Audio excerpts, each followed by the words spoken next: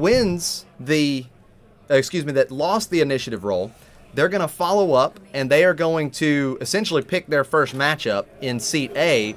And then the team that lost the die roll for initiative, they are actually going to have to then sit their other 2 players in seat B and seat C.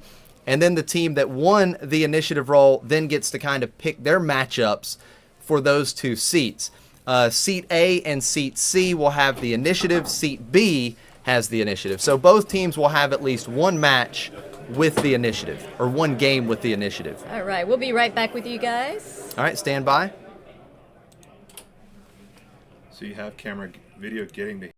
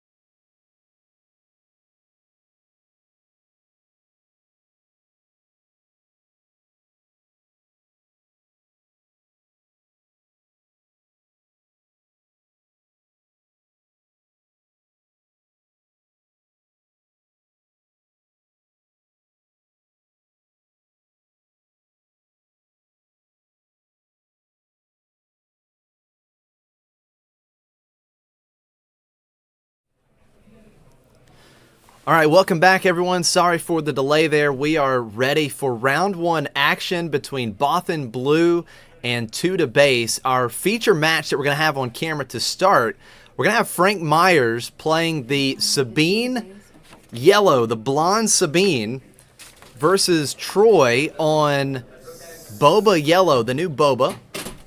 Boba Yellow, the 30 HP base. So we're going to have 2 pretty fast decks here. Yeah, so I'm very intimately familiar with Frank's deck, Blonde Sabine, obviously. He is actually, a little bit for the audience, he is actually playing my list. So we have been doing our internal testing and had some, a gauntlet, if you will, of a lot of the meta decks that everybody built, and I actually came in 2nd place with this deck. So that's awesome. Against all the Bothans, I was proud of myself. Yeah. But we, that's what our testing revealed. But we'll see how it goes today for the rest of everybody. Yeah, Frank has been true and true to Sabine for some time, and so definitely looking forward to seeing how this one plays out. So it looks like, I believe it's Troy with the initiative. He starts out with the Zygerian Starhopper. And we're going to see Leia Organa coming out for Frank to ready a resource here. And it looks like Troy has claimed the initiative. Sabine ping 1 damage to each base, and then Chopper coming down. So Frank starting out with Leia being able to ready that resource means he's going to play 2 turn ground arena. So a very aggressive start for Frank here in this first game. Yeah, it's already looking pretty good. That's the way you want to start with Blonde Sabine. That's a perfect start. You know, this is Frank's build is a go wide deck. So right. And it is particularly it's good in a lot of matchups. It has some hard ones, you know, especially against Han. Han's always going to be a good matchup for any Sabine deck, even Green Sabine. But this deck is kind of built to go wide against Jango. So the theme is, you know, you can't out tap units. So you can only do one at a time until he flips. Yeah, that's right. So it looks like we've got Darth Vader piloting the Starhopper coming out. And a Fleet Lieutenant there. And then, yeah, look at the Fleet Lieutenant. So Leia attacking for 4. So a great aggressive start for Frank here early in game 1. Now, the Starhopper is going to get in for 5 as well. Has +3/+3 with the pilot upgrade. So Frank up to 6 damage on his base.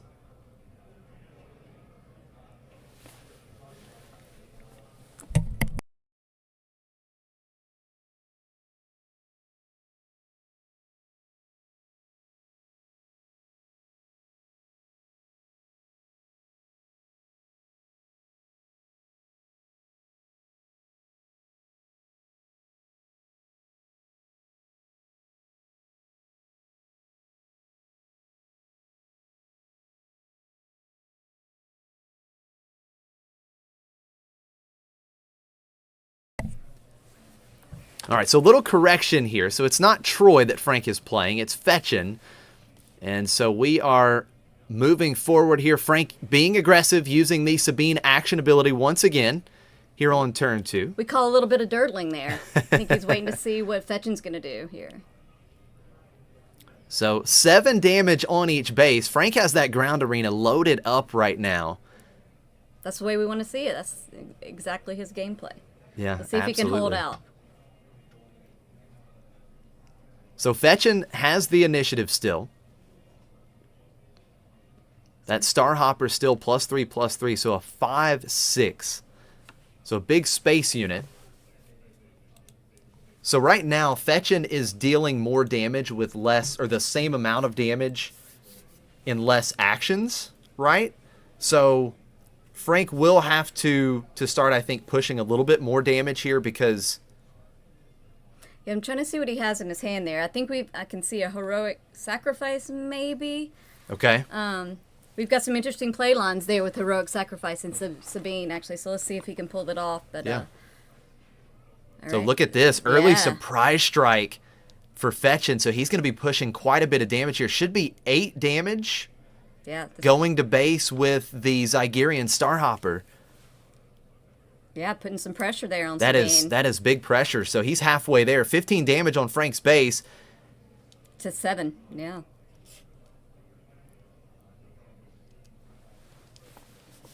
And the on-attack ability from the pilot upgrade, the Darth Vader upgrade, dealing 1 damage to Chopper, it looks like. So another damage was able to be dealt, indirect damage from the Boba ability. So Frank there trying to draw a card. He's just going to play a Heroic Resolve not on a unit. I mean, a Heroic Sacrifice not on a unit.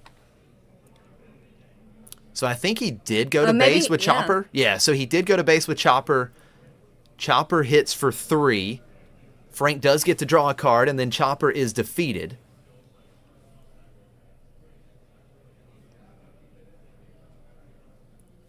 Oh, and very interesting. So the on-attack ability from Chopper, I believe, discarded the Force Choke. Exactly. Which means that Fetchin had to exhaust one of his ready resources. Right. Which can really throw a player off if they aren't thinking about it. That Chopper can come in very clutch. Oh, yeah, absolutely.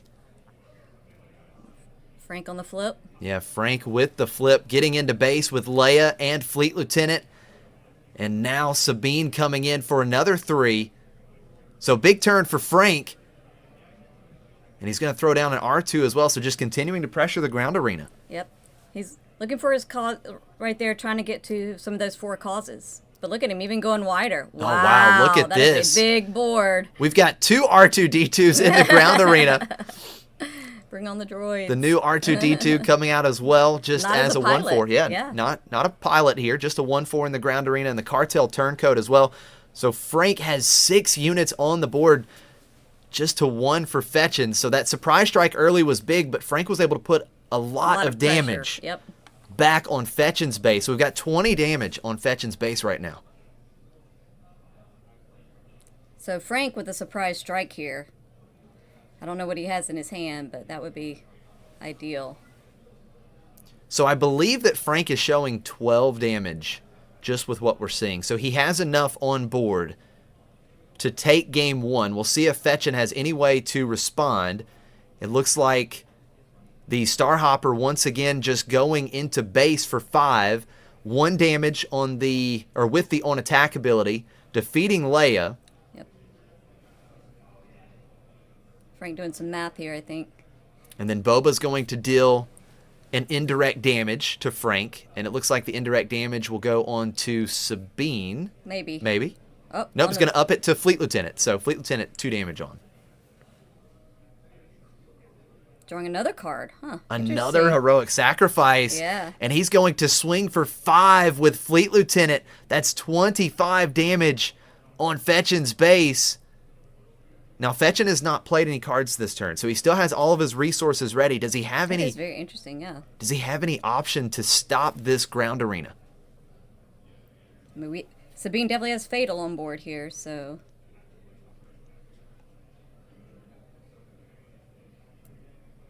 It looks like, from what I can see out of the corner there, a lot of events in Fetchin's hands, maybe. Yeah. So trying to decide what to do. It does look like he is holding another Force Choke. So Force Choke could take out Sabine. True. But he's still staring at another 4 damage between Cartel Turncoat and the 2 R2s. So Frank would just need to find 1 more damage, and that would be it. But I think if he has a way to take out Sabine here, I think he has to. Right. So yeah, there's the Force Choke. Sabine defeated, but that does give Frank another card. Yes.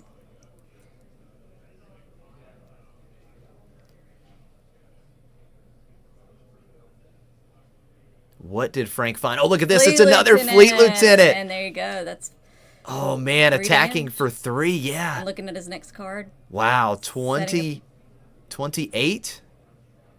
Looks like he put 4 damage on there. I think it should be 28. R2 just has 1. 1 plus 2 is 3. Yeah. Frank pointing that out Yep. there, I think. But Frank is showing Fatal with just the Cartel Turncoat. So 1 action away for Frank here. Action back over to Fetchin. Does he have a way to pull anything out here? He is going to play. It looks like the Gorilla Soldier. That's going to be 3 indirect damage to Frank.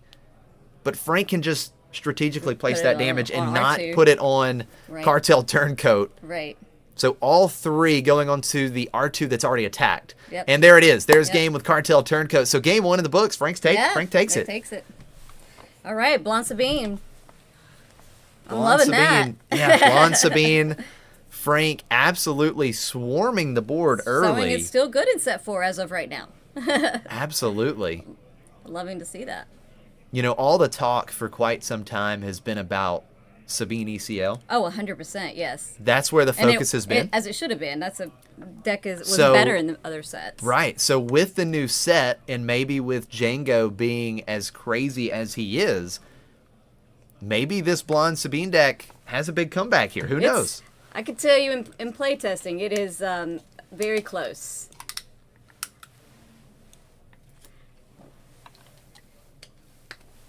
We got some sideboarding going on here. I was unable to tell exactly what they each player. Looks like Fetchin is still trying to decide what he's going to bring in. I do appreciate the players using the dividers there so we can see a little bit of Yeah, what they're absolutely. doing. That is great for sure. Great for the viewers, Yes. being able to see what these players are thinking.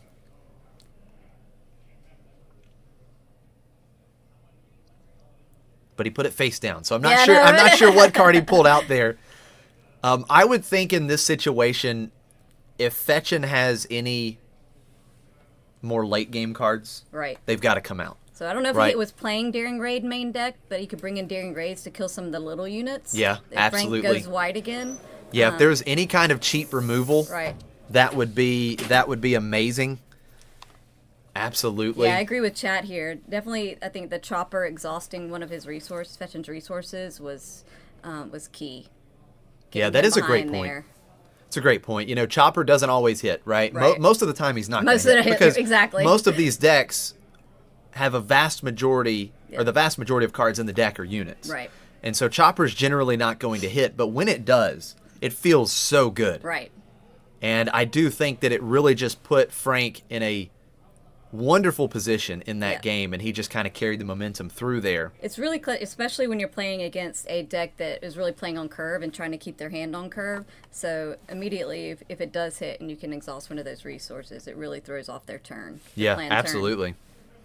So, yeah, the indirect damage here is super important. If Boba can get off all that indirect damage that he can do, it's Right. It can really kill a lot of those little units that Sabine has. Yeah, that is a great point. You know, so if Fetchin can get the indirect damage that he would love to have online early, it can certainly play a big role in this match. Right. And if you can force it on a Cartel Turncoat, even better for the Boba player. Yeah, having the Draw a bounty, card. Yeah, Yep. being able to draw a card, that would be fantastic. So we'll see what Fetchin does here in Game 2. Of course, I'm sure he'll be starting with the initiative. We'll see if Frank can have one of those big starts again. He started with Leia being able to ready a resource and then play another one cost unit following Leia. Such a good start for Frank in that first game. And one big thing that could be key in this matchup, access to it, is swoop down. Oh, yeah. Because absolutely. there seems to be these Boba burn decks, there are a lot of space units. Right. And you saw in that first game where Fetchin had the loaded up Starhopper, but he wasn't able to interact much with Frank's ground arena. Right. So if he were to fall behind, Swoop Down's one of those cards where he could use one of his space units to go and take out one of those troublesome ground units. So that is certainly a card to look for here in Game 2. Absolutely. I believe Fetchin, did he mulligan here? I think so. Yeah, I think so. So Frank taking Game 1. Great start for Frank and this Bothan blue team. Yep. Looks like he is happy to keep his hand. Usually that's a sign that you are, you got 2 first-turn plays or a good first-turn play and a 4 calls or a surprise strike or something like that to keep gas. Yeah. Keep Sabine going, or Fleet Lieutenant. Yeah, you know that Frank wants to push the board as wide as possible. It's also important because, as you mentioned with the indirect damage, Right. the wider the board is, the more freely that Frank can kind of put some of that indirect damage, spread it around a little bit, Right. to keep some of the pressure off of his base and, you know, keep his units from being defeated. So That's why the original R2 is great, because it has, that 4 health. So it can soak up some of that indirect damage. absolutely. Now, the really cool thing about this event and the team event, so you guys have went all out, and we have a camera set up for each of the games. So as soon as this match concludes, we'll be able to jump right into another game that's going on between these two teams so that we don't miss action and have a lot of downtime. So that's super exciting. I'm sure the viewers will love to see that. Frank, very satisfied with his hand. He drew his hand quite a while ago, and he kept it. He's happy, ready to go in Game 2. Frank must have a pretty good opening hand here. Yeah.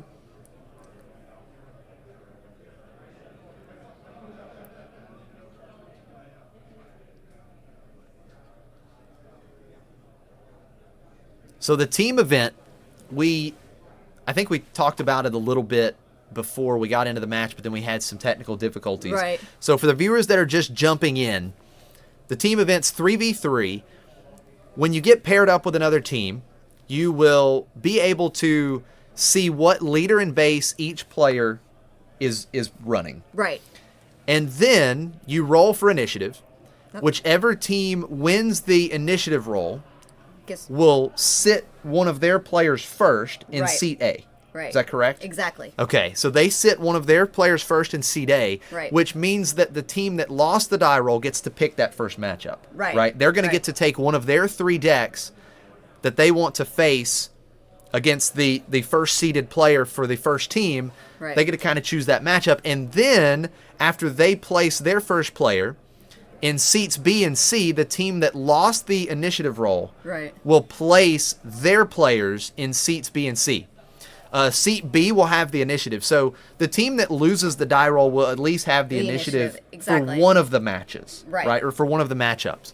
And then Exactly. once they seat their 2 players, then the team that won the initiative roll will then get to choose essentially 2 matchups. Yes. And have the initiative in that final seat C. So You got it.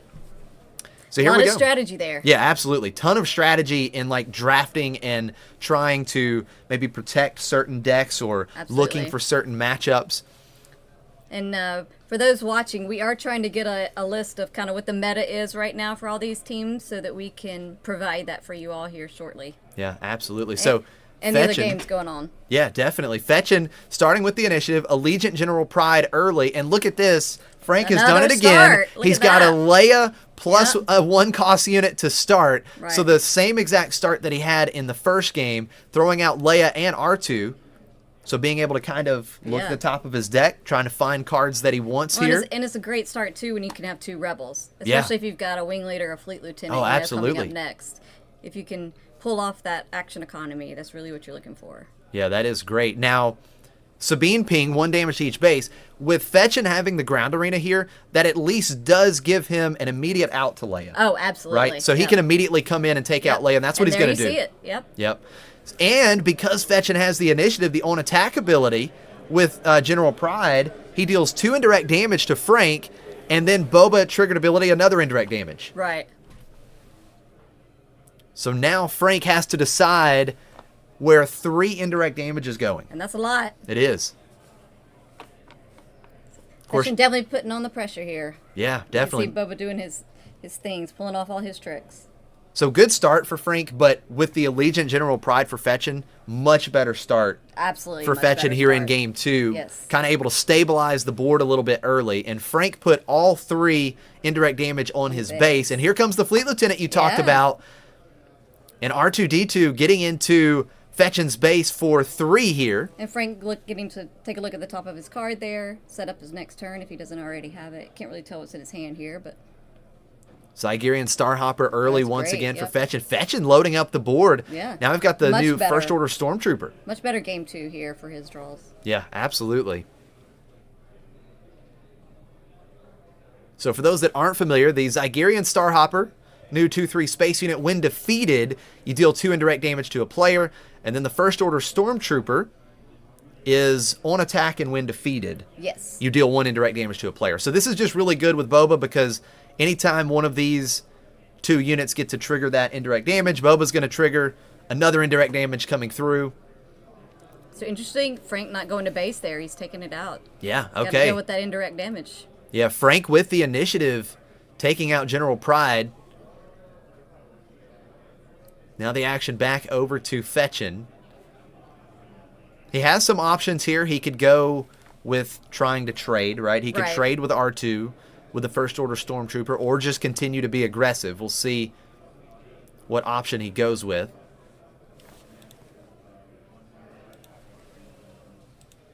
And Fetchin' is going to be aggressive, so 2 damage to Frank's base with the First Order Stormtrooper. 1 indirect damage going through to Frank, and then the Boba triggered ability, that will be another indirect damage. So 2 total indirect damage coming across the board to Frank here. 1 damage to the Fleet Lieutenant.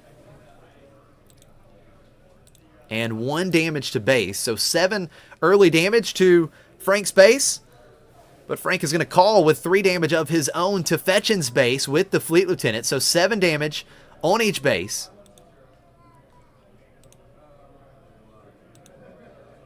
Zygerian Starhopper coming through for 2. Keeping Fetchin' just ahead in the damage race. But we are on turn 3, the 4-resource turn, and this is the big turn for Frank. Yes, it is. When he is going to be able to deploy Sabine. Sabine action ability used, another damage to each base.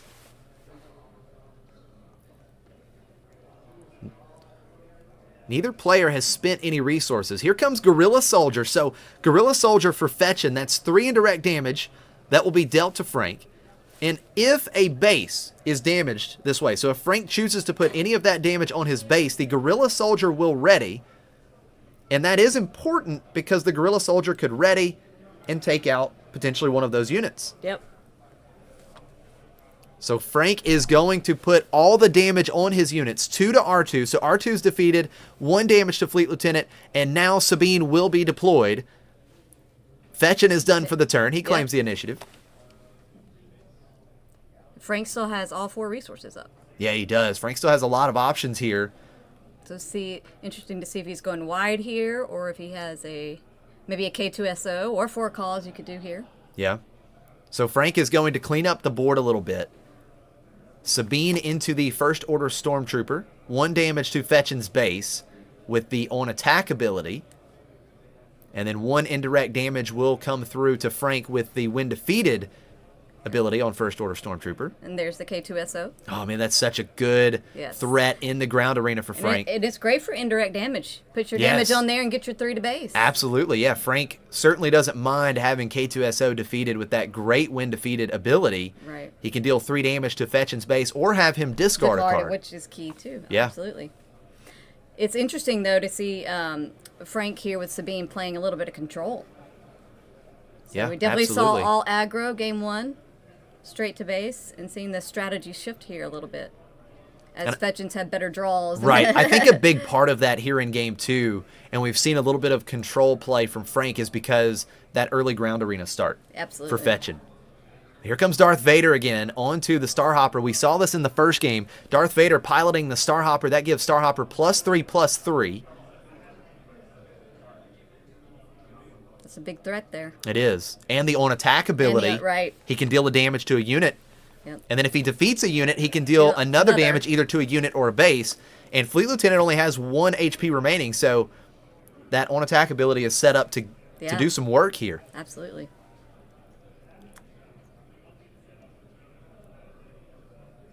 So now Frank thinking through this line, and he sees that. Yeah, he sees the on-attack ability coming from Darth Vader. Yeah. Fleet Lieutenant will trade with the Gorilla Soldier. So Fetchin with 9 on base, Frank with 11. Yep, Fetchin just ahead in the race here. And now we're going to see the Starhopper coming through for 5. The on-attack ability. 1 damage will go to K2SO. Okay, and then another indirect damage from the Boba triggered ability. So 2 damage on K2SO. And K2SO is going to get into Fetchin's base for 4 damage.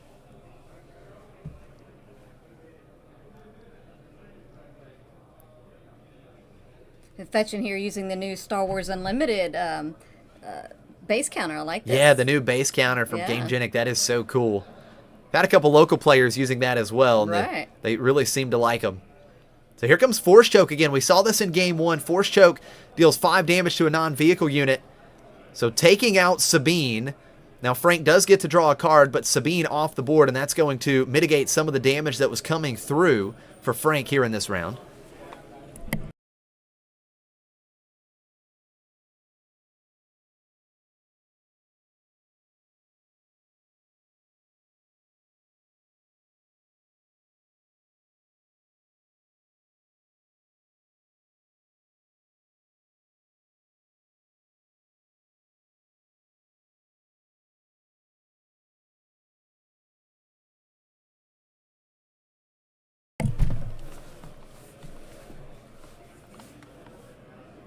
So now the action back over to Frank.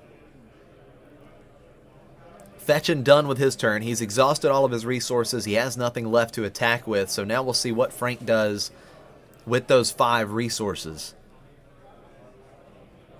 Oh, look at this. Millennium Falcon.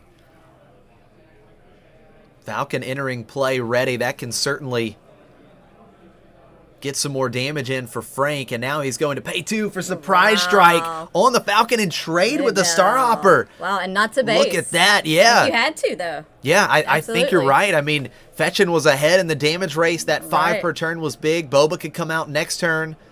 So now I think, yeah. That's big. So Frank damage. One yeah, on indirect base. damage. Yep. 1 on base, and you did 1 to the K2SO there. Big trade. Yeah. Big trade. Falcon plus Surprise Strike taking out the Zygerian Starhopper piloted by Darth Vader. And then again, the when defeated ability, as you mentioned, 2 indirect damage to Frank. He split the damage. So we've got 17 damage on Frank's base, 15 on Fetchin's base. But Frank has been able at this point to now clear the board. Right. And he still has K2SO in the ground arena. 17 on base. So he's still feeling pretty good here, depending on what's in his hand. Right. He's got some gas here. Another Surprise Strike, another Fleet Lieutenant, 4 calls.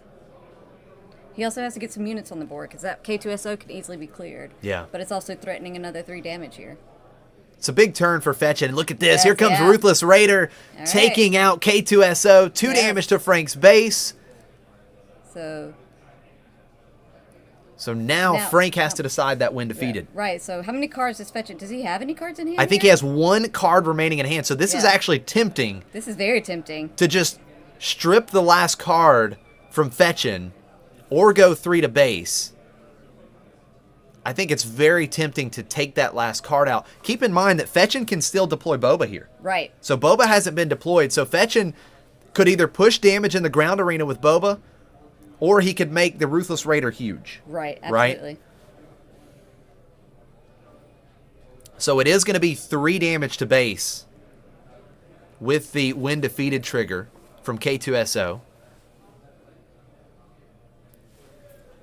So Fetchin's base up to 16 damage. Frank's here is up to 20. Oh, look at that. Smuggling in Cassian. We still see that smuggle action here in set 4. Oh, yeah. So Cassian readies if he was played using smuggle. So now Frank's showing another threat in the ground arena, ready. What does Fetchin do with Boba? He's going to deploy Boba as a unit here in the ground arena. I think Fetchin is in a spot he's got to be aggressive. He has to be. Right? You're ahead in the race. You've got Ruthless Raider on the board. You know you're going to be able to get in with Ruthless Raider again for 4 next turn. I think you have to be aggressive here. And that's what we're seeing with Boba coming out. Frank has 1 as resource here. Looks like he may have a Bamboozle in hand, if I could see that correctly. He may be debating here whether to exhaust. I mean, Start a card and exhaust. It's absolutely an option because you got to think 10 HP remaining on Frank's base. Yeah. So if Boba gets in here, he's 6 away, which means in 2 attacks next turn, it's game over. Yep, absolutely. So Frank's certainly doing some math here and deciding if the Bamboozle is worth it. But I think it really might be the only option here. I think he may have to try to save this damage. But look, he's just going to go 3 to base with Cassian. So 19 damage on Fetchin's base, but that does leave Boba open here. Boba, another 4 damage to Frank's base, 24 damage on. So again, between Boba and Ruthless Raider next round, that is Fetchin showing fatal. Certainly won't be pinging here. No. Yes, there we see you draw. Definitely not. He did not. I can tell he did not draw the cards he really wanted there. A wing leader's not what you want going into this next turn. So Frank not playing the Bamboozle last round. He does claim the initiative. So he could start out with Bamboozle right away here in this round. Yes. And again, I think he's going to have to Bamboozle one of these units, so. right? To keep the game going, he has to Bamboozle one of the 2 units that Fetchin has on his side of the board. So let's see. Frank's going to pay 3 for Wing Leader. So Wing Leader giving Cassian 2 experience tokens. Cassian now a 5/7. Yeah. 5/7 for Cassian. Oh, and Surprise Strike. That's going to be the game. Surprise game. strike onto Right. Ruthless Here Raider. we go, game 3. 7 damage going through, and we are heading to game 3 What a way to in start. round 1. Yeah, what a Love way to this. start. 2 aggressive cunning decks. We've got the Sabine yellow, the blonde Sabine versus the new Boba yellow that a lot of people have called this the Boba burn deck. Yes, with I have so heard that much a lot. indirect damage coming through. Much better start for Fetchin in game 2 with the early ground arena plays. Really allowed him to help early because Frank got off to a nice Leia +1 cost unit start again in game 2. But with the Allegiant General Pride start for Fetchin, he was able to quickly clean up some of the ground arena and just kind of early stabilization on the board, and then he was able to kind of turn the corner and be aggressive and really stayed ahead for most of that game.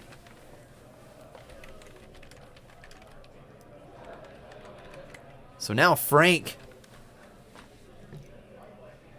maybe thinking he needs to make a few changes here. Looking through the deck, we'll see if Frank decides to make a couple sideboard changes going into game 3.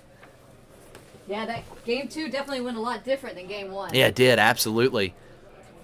Frank definitely wasn't able to just completely have his way in the ground arena. It was insane the amount of damage can really get out of control. Yeah, absolutely. It was insane in game 1. Frank was just able Base, to base, flood the base. board so Yeah. well. I'm going to go see if I can find out how the other 2 games are going. I'll be right back with you, Josh. Awesome. Yeah, so Courtney's going to find out how the other 2 games are going currently. We are heading to game 3 between Frank and Fetchin. So again, this 3v3, you need 2 teammates to win their match, right? You need to win 2 of 3. Courtney's going to find out how the other matchups are going and maybe what those matchups are.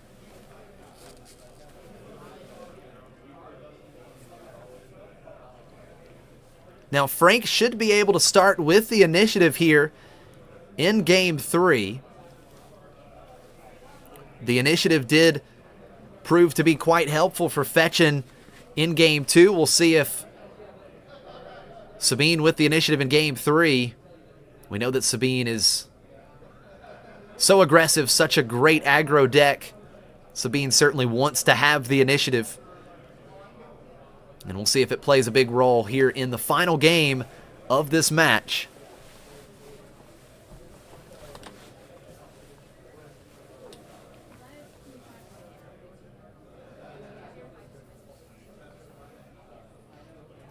Now, we did not see the card that I had mentioned from Fetchin. We did not see Swoop Down in that game, but again, he was able to have a much better game plan. He had the ground units in that second game, so it really wasn't necessary. He wasn't put in a position where he had to potentially swoop down with one of his space units just to try and stabilize the ground arena.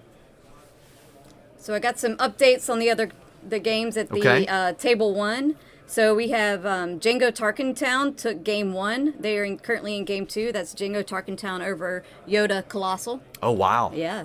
Double And then- blue Yoda, okay. Yes, and table 3 we have Piet Blue and Han Green, and they are going into game 3. So they wow. are 1-1. That's awesome.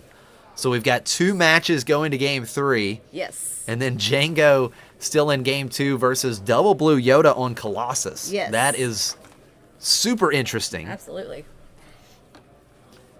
I like that because you got to think Yoda is generally pretty good at getting cards. Right. Right? His ability sets up some really cool plays, and you can run things like Kuil and, get some extra cards. So Yoda definitely has a way to kind of mitigate the card disadvantage that Colossus brings. You start with 1 less card in your opening hand. So we are ready for game 3 between Sabine and Boba, Frank and Fetchin. Frank with the initiative, Sabine coming down into the ground arena, and we see another Allegiant General Pride start for Fetchin here in game 3.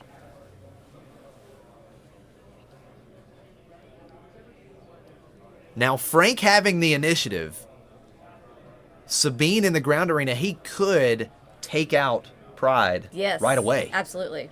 Be interesting to see if that's what he does here. Right. Both units are a 2/3, but Or does Sabine, he- the and he on-attack does. ability, yeah, absolutely. The on-attack ability from Sabine deals 1 damage to the defender. Yep.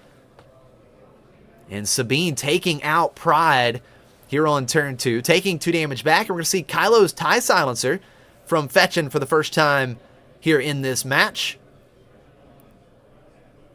And Frank feels like I've got the opening here. Good start.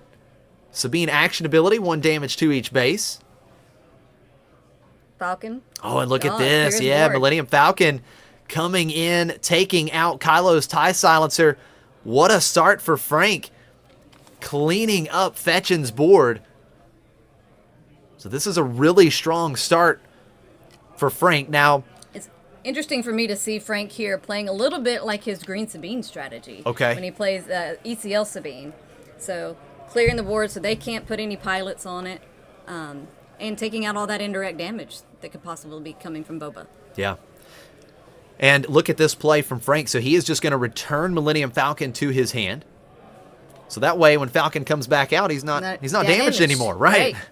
So here comes Fett's Fire Spray. Oh, look at that beautiful Oh, yeah, look card. at that nice Fett's Fire Spray from Fetchin. So when played, because he controls Boba, he will deal 2 indirect damage. And then another indirect damage coming through from the Boba leader triggered ability. So all 3 indirect damage going to base there. And look at this, Fleet Lieutenant onto Sabine, base. hitting for 5. That's a 5 big hit. damage. Oh, that's a big hit.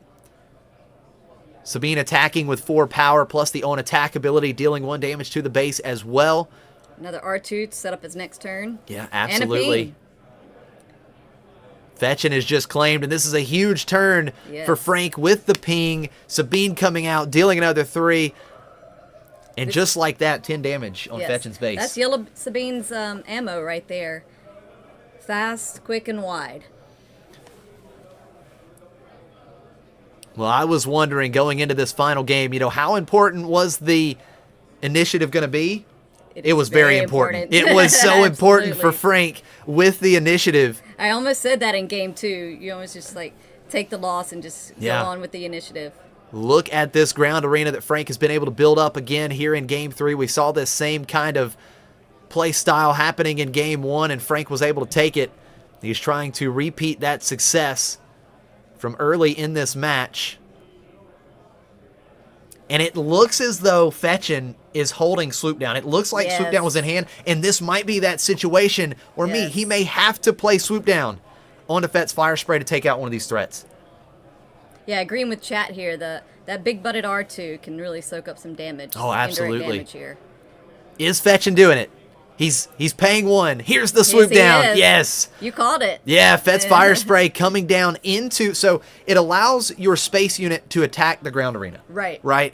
And he is going to attack into Sabine, and when attacking a ground unit, that unit gets -2 power. Right. So Sabine not dealing any damage back to Fett's Fire Spray there, and Sabine defeated. Oh, Uh-oh. Trying to figure something out here. Did we miss something? yes.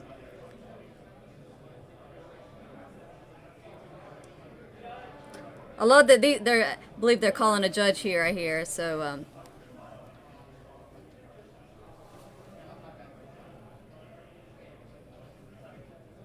all of us here at the beginning of set 4 trying to figure out these little nuances in the rules. Right. So Swoop Down does give the Fett's Fire Spray +2 power, Right. and the Defender -2 power. So it is enough to take out Sabine, but maybe we're questioning how the indirect damage is being triggered here. Right. Because Frank is pointing to the Boba leader as well. So the on-attack from Fett's Fire Spray, 2 indirect damage, and that would allow Boba to exhaust another indirect damage.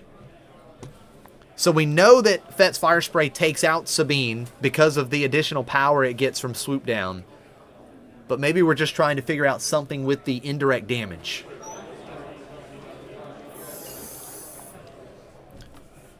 So it looks like we've got everything sorted out.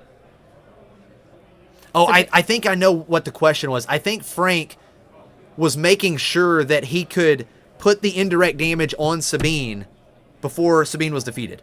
Yes. And I think that's what they were trying to clarify, and that is yes. what Frank did. So Yes. that indirect damage was soaked up by Sabine because Sabine was going to be defeated anyways. Right. Yep. So there you go. So that protects Frank's other units and his base from that indirect damage. Yes. And now the action back over to Frank. Still has plenty of options in the ground arena here. Does he have another Fleet Lieutenant?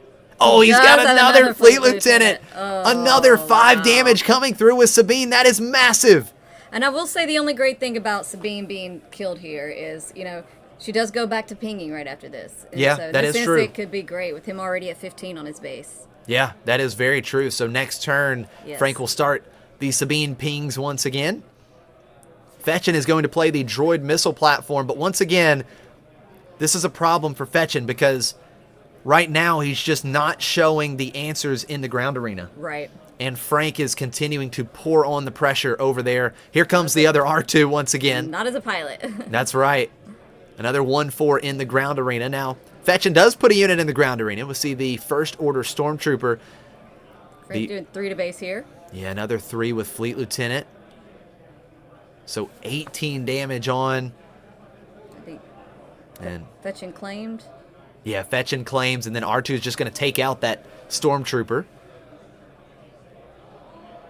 And 1 indirect damage coming onto the R2. new R2.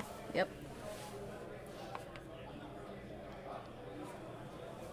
Yeah, big start for Frank here in this game 3.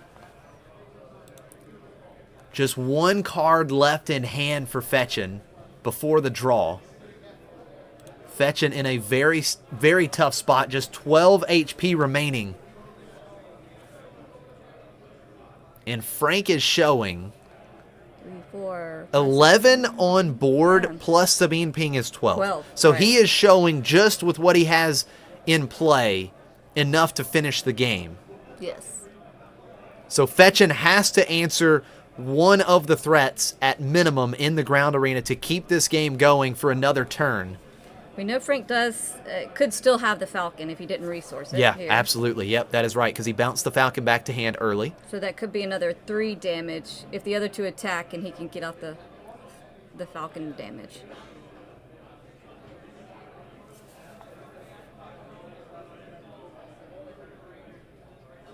Pressure on Fetchin here. He has the first action.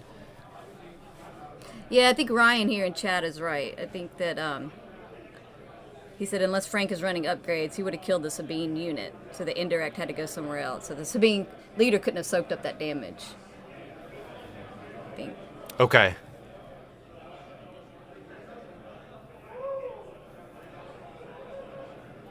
All right, McClunky here chiming in. Thank you, Claire, for updating us with the chat. So 2 to base has taken 1 game here. I'm guessing that would be the Piet Blue versus Han Green. Okay, so 2 to base. I believe Han Green won that match. Okay, so 2 to base 2-1. taking a game here. But Sabine certainly in a great spot. Now we saw the Ruthless Raider for Fetchin. So Fetchin plays Ruthless Raider. 2 damage to Frank's base. 2 damage to Sabine. So Sabine defeated.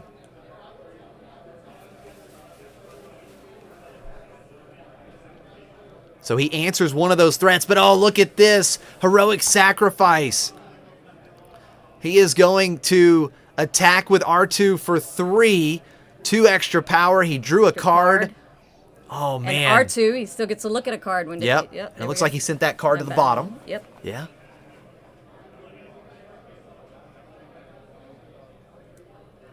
So 20. It's up to 21 now. Yeah, 21 damage on. And Frank still has 4 ready resources.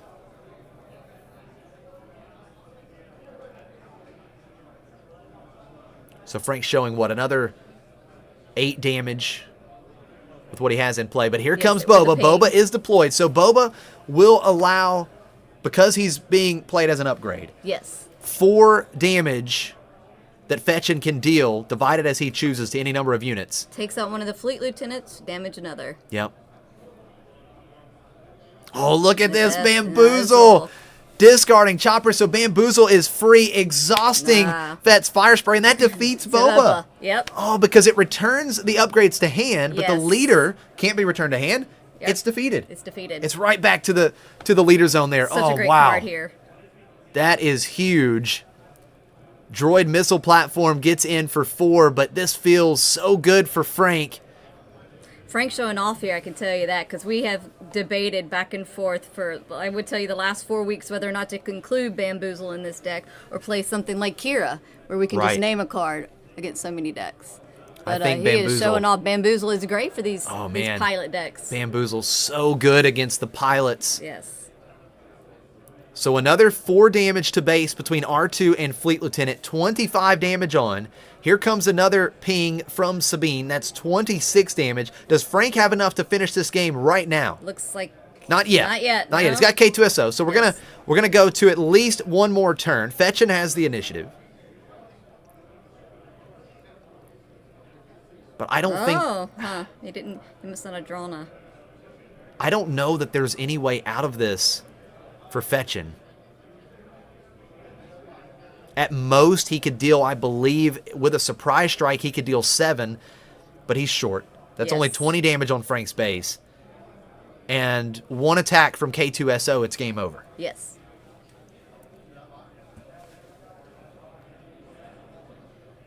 So let's see if Fetchin has a trick up his sleeve that we're not ready for. Can he prolong this game? He has to stop K2SO. There's no doubt about that. K2SO, 1 swing, game over. R2-D2 plus Fleet Lieutenant is also game over. He's going to pay 2. No good to be dead. Okay, so that's an answer. That's an answer for a great K2SO. answer. Yeah. K2SO exhausted, Fleet Lieutenant in for 3, but now R2 showing game. Yes. It should be 29. Oh, but the Sabine ping. He Ping. can't stop the Sabine ping. Right. So that is Your going game. to do it. Even if he answers R2, Sabine can ping to finish off this game. Surprise So strike. Fetchin's going to go out swinging. Yes, he is. Surprise And why strike not? on the Fett's Fire Spray. 7 damage to Frank's base. 3 total indirect damage between the on-attack ability and the Boba triggered ability. Yes. And it looks like it's all going to K2SO. Frank, what a great match this has been. R2-D2 swings for game. Frank and Blonde Sabine taking it. So that means that these two teams are tied 1-1 with Han Green taking down Piet Blue, and now Sabine Yellow, Blonde Sabine, taking down Boba Yellow to even out All right. the standings here between Bothan Blue The show of some and of our Tuda Base. game Get a table switch. 2. Oh, this is epic. We All are right. in game 3. It has just begun here. Okay, so we're table moving 2. over table 2. And we know that at table 3, Tuda Base took that 2-1. Yep, so right now it's 1-1, and it all comes down to this final match, Jango Tarkentown, the elephant in the room. The excitement of the 3v3 Yes, tournaments. this is we great. Are seeing this. And this Yes. setup is tremendous, being able to catch the other game, the deciding game now Yes. for these two teams. Game 3, Who will make it on? Yoda Colossus versus Jango Tarkentown. It looks like we're a few turns into this game. We've got, it looks like a Kylo's TIE Silencer. It looks like he's got a pilot on him. Is it Vader? Maybe that's It's Vader. Vader, yeah. Yes, it is Vader. So on attack, 1 damage dealt to restored arc. Jango exhausted. And top target. Yeah, nice. On to Kylo's TIE Silencer, which means because Kylo's TIE Silencer is unique, Yes. when it's defeated, It gets that's a 6 double that damage. bounty, yeah. Yeah, 6 damage can be healed from Colossus, and 35 HP. That's a lot of HP, That's a Courtney. lot. That's a lot of HP. I know. I would be. I would not be happy having to do 35 HP. So we see a little bit of spice here. Shadow Hover Tank. That's a new 5/3 Yeah. Sentinel for 4. came out of Jump to Light Speed. So Yoda coming down for Yoda. Yes. Have to point out real quick, we got the Jango showcase. Kyle Petchcock did that artwork. He is also the same SWU artist that did our playmat art here for BIATL that all of the winners in the 3v3 team will get. That is awesome. So with the initiative, Hunter, I believe, is on Jango, right? Yes, absolutely. Hunter's on Jango. 6 to base, on attack ability, taking out Restored Arc. Another damage gets to be dealt, and that damage, it appears, goes on to Yoda. And we see something else here interesting. Frank is able to chat with his teammates about plays. So that's another interesting thing here in the 3v3. Yeah, with the 3v3. So I peek my head out the door here. They're all still sitting down. They can't get out of their seats, Right. but they can't help each other out. So they have to stay seated Yes. in their original spot, but they can talk to their teammates, kind of help them through some plays. And now, again, this game, this is the deciding game for these two teams.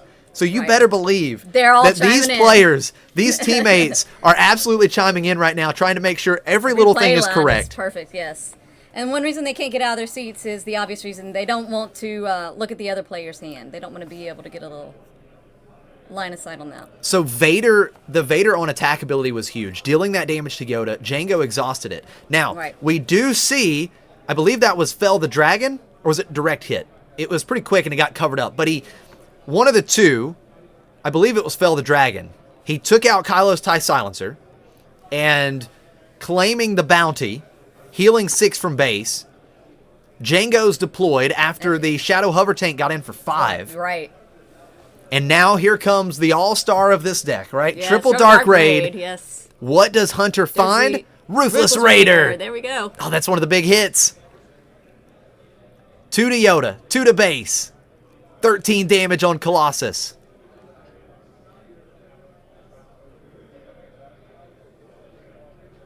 Now, do we know the name of the player that Hunter is playing? Oh, we'll find out. Okay, so we're going to find that out. Yes, absolutely. So we can make sure we've got the correct name here of Hunter's opponent. So Jango is going to get into Colossus, I believe, for 3.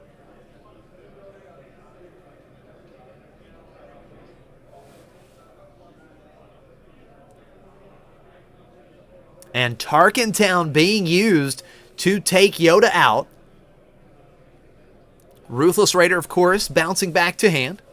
Triple Dark Raid, you get to search the top 7 cards of your deck for a vehicle unit and play it. It costs 5 less. It enters play ready, but at the end of the phase, it does return to your hand. So the Ruthless Raider back into Hunter's hand, but that does mean that Ruthless Raider could be right back online here this turn. Yoda player with no units on the board. 20 damage on base. Jango plus the Shadow Hover Tank.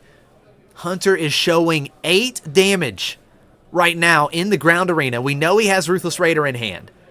That's another 2 damage to base.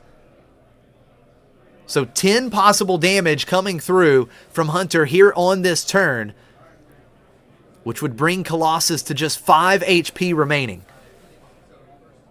Now, our Yoda player will have the initiative.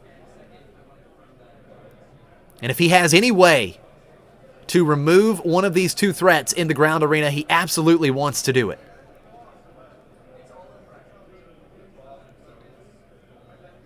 Yoda desperately needing to stabilize right now. We are still 1 turn away from Yoda being able to deploy. He deploys on 7 resources. Paying 6. Here's Obi-Wan Kenobi. That will certainly help. A Sentinel in the ground arena. Now, there's no units.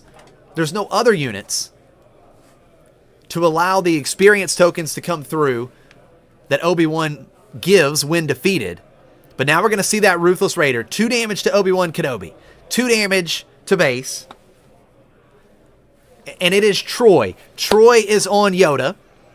And now we are going to see the Shadow Hover Tank trading with Obi-Wan. Both units defeated. The when defeated ability essentially going to fizzle for Troy here because he does not have any other units in play. And that is going to do it. There's the handshake, Wow. and Bothan Blue has taken it that over over. to the base in round 1. Wow, what a close matchup. I mean, down to the wire, game 3. Wow. That is fantastic. You love it. Yep, you love to see 1-1, the final match in game 3, the deciding game. That is so cool. And then we got to put on the camera setup. Yeah, that's right. On display, Absolutely. switching so we could see the outcome of that final game that was concluding to determine the winner of this match. Absolutely epic. And I think we've got just a few more minutes left in this round. Yes. Wow. Exciting. Yeah, that was that's great. Fantastic. Guys, thanks so much for joining us there for Absolutely. the first round of the 3v3 tournament. Yeah, no, that was exciting.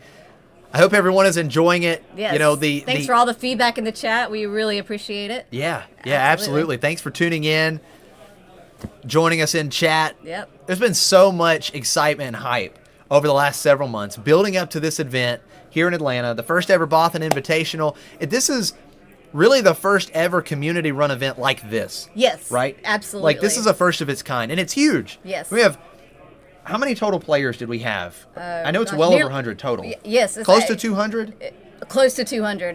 Close to I believe 200 it's around players. 186, I think is what it is. 186, Total 170. here Yes. with us this weekend. This is fantastic. And you walk outside, and they are all heavy hitters. These teams, there is not one slacker bad team. No. They are all No, amazing. Bringing their A game decks. Let me tell you, it's fantastic. This field is stacked, Yes. to say the least. It is absolutely stacked. Yes. There are, I believe what Frank was saying, 20 PQ winners. Oh yes, 24 20 with a 2-day winners bye. and 24 players Yeah. in this particular team tournament. Yes. The team event with a day 2 bye at Galactic Championship. So, yeah, to say that the field is stacked is almost an understatement. There's no Yeah. easy matchup I don't know. in the brackets. I dare say that this may be the strongest matchup until you get to day 2 of Galactics. I mean, Yeah. this may be a lot of these people will be in day 2. So, Absolutely, yeah. This is going to be great. We're excited. Super stacked teams for the team Yes. event. It's been a lot of fun already. I'm Yes. super excited for the rest of the day. Can't wait to see it. Yeah. Now, we are going to step away just for a couple minutes. Yes, we're going to try to get all the other updates on the other teams, Right, so that we can bring that to you. We'll get some updates. We're going to step away with a short break. We'll but show don't you what go the room is anywhere like. because we'll pull up the room cam. But don't go anywhere. We have got more action coming up from the Bothan Invitational in Atlanta. We'll see you shortly.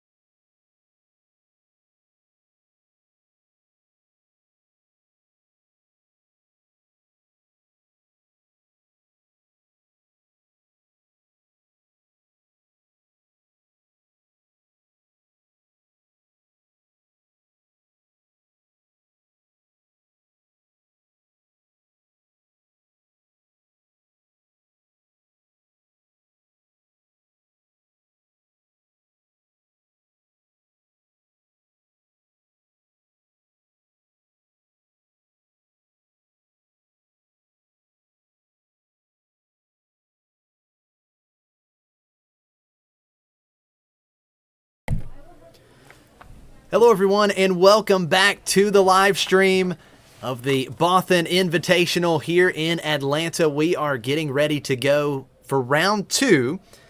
If you are following any of the brackets, this particular matchup, it is Bothan Network, the gold Bothan Network team, Yes. versus McClunky Gaming 2. We have Jonathan Fisher here Okay, from the Bothan Network Gold team. awesome. And then I think he's going to be going against Austin, or Crusher, from McClunky Gaming. So we have a Jango matchup here.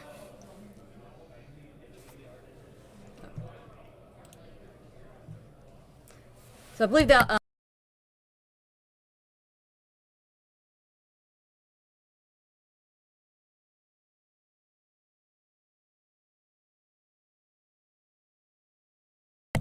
output camera 2. Is that it? Nope. That one is one you want to do? Nope. I mean, it's fine. Which one was it? So it looks like there's Han Yellow versus Cad Green. There's a Jango showdown happening in this particular matchup. Jango Tarkentown versus Jango Thermal Oscillator. And then the other matchup, I believe, was Quinland versus Sabine.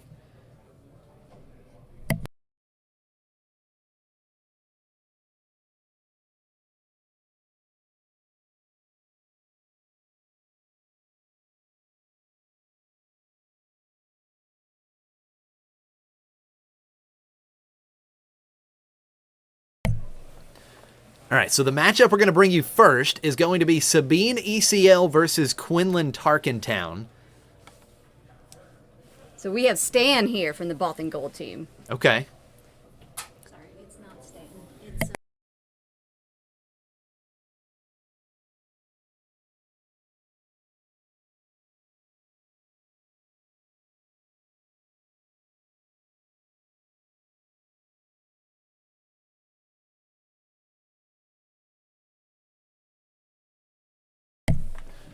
Okay, so yeah, like you said, we've got Stan from the Bothan team on Quinlan, and then sitting across from him, Will from McClunky Gaming on Sabine ECL. And for you guys in chat, yes, we are.